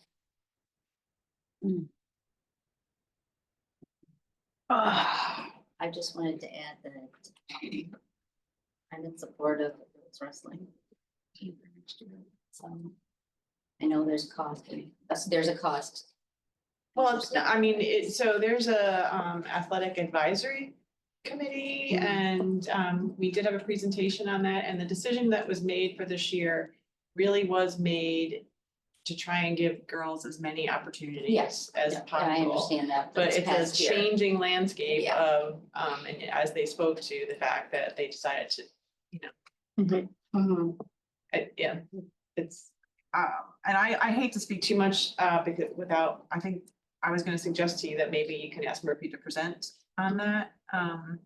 And perhaps And- this That would- sooner rather than later. And I'm not minimizing the impact that that's had on all of those girls, but there's also other camps of people who would like us to have other things too. So, I mean, you sort of have to look at it all together. Right, well, we have to choose, When, unfortunately. Yeah. when we We can't do do that, maybe Murphy wouldn't mind giving us, I think maybe she does this in her presentation, maybe not. But we can ask for it All the- like next meeting. Yeah, like all Yeah. the teams and what's the membership of the Right. teams and what we're spending And on she them, surveys just, the kids for yeah, so we interest could, and- yeah, that would be helpful, Joanne, thank you. And also, I know and- that there are regulations as to how many of Right. Yeah, each thing, like each, yeah, gender. gender sports that we can have, and so we have to look at the big picture, but we can't make any decisions unless we have all of the information. The girls tonight presented excellent information. I will say too, though, that we added a coach. See, what happens is you add a coach and that just becomes the norm, and it doesn't seem like that coach is really added because we want somebody to be able to attend to the girls and take them everywhere they want to go. Then when you have two coaches, they still somehow became the boys coach, and the girls were like, Really? feel, you know, so I mean, it, you know. Yeah, but we need to have all sides, all of the information. Make a better before- decision. Yep. Yeah. Yep. But I will say that the girls presented very well and gave us a lot of They always do. information. I would say, I think, you know, Izzy would want to be a board member if she could, wasn't graduating. Well, how about the, how about the one who's going to be a sophomore, junior? Yeah. Oh, Colleen, yeah. Yeah, Yeah, Well, you know, her dad's a Brim County legislator. there we go. but they were, you know, all super well spoken and Yep. it's great. And it's a Absolutely. great experience for them. Not that I want them to suffer or be uncomfortable or have. to No, be, it's good for but them to they- do but that. To have that experience to advocate and, you know. I got college students can't speak Yeah. as eloquently as they did. And boy, and Piper is 6th grade. Yeah. Yep. Yeah. yeah, no, they were all very eloquent and like I Yeah. said, gave us a huge wealth of information and Now we just but we gotta do get need more. to look at all aspects Yep. and so we need Murphy. Right, so also as a board member, I mean, you hear one side, if she wanted to address any of their concerns. Yep. That they brought up specifically, I would like to hear. Yeah, I. Not to know, put I hate anybody to on the say, spot. My understanding is that I'm gonna say, my understanding is that what I was told was that every tournament that was presented by the coaches. They went to, but I think that part of that is because. Even though we added a coach, it still felt like. There wasn't enough people to attend. No, I all get the it, and things. it's just, there's the view of the coach, there's the view of the girls, there's the Yeah, view, and so yeah. in between is the reality of what happened Yeah. and why. But going But I will forward, tell if you it that could the be intent done. was to try and give them as much opportunity so that they could wrestle in Mhm. whatever world they wanted to, but the truth of was the the matter is the dark. change in the style of Oh, I- wrestling was a Oh, big. freestyle is huge different than, No, I get it, but I mean, still Yeah. their perception. I Yeah, mean, yeah, no, I. 3 tournaments was more than 0, and I'm not trying to downplay anything that was a good No, I'm thing, but not. I mean, to also try to find out what was done or why, or where was the ball dropped that maybe something could be done more. Yeah. Instead of No, just, I think that you're definitely something we should have done more and there needs to be something different done moving forward. And even during the season, again, I shouldn't really speak because we should have Murphy Yeah, we can wait. present at Yeah. the next meeting, but it's been a changing conversation It is, yeah. as the year has gone on, like the opportunities changed even during the season. Yeah. And so it has to be, and we've talked about this, it has to be continually assessed, like how many kids do we have and how, Yeah. what are the opportunities and what's happening in the region and do we need to join with another team or, I mean, those are all things that we need to consider. Yep, yeah, and we've and then had if this. they could present it, then we would know, but that's all Yeah, I'm saying I is think that. the Sooner rather than. And I'm not later. saying that this is a thing Yeah. to then push Yeah. it forward, but it's to make the decision of Right. what to do. And An part of the informed decision is, we did a launch, what worked, what didn't work. Is this still not going to work? Is this gonna work? And I mean, to Yeah. me. all And how do we need to details move have come forward and out. where do we move from here? But we know that, they're not the only team that's had to adjust greatly over the last couple of years. I mean, theirs was new, but the swim team has had only 5 or 6 players. One is a boys team. Yeah, and that we used to have a boys team. There used to be a strong boys team and a strong girls team.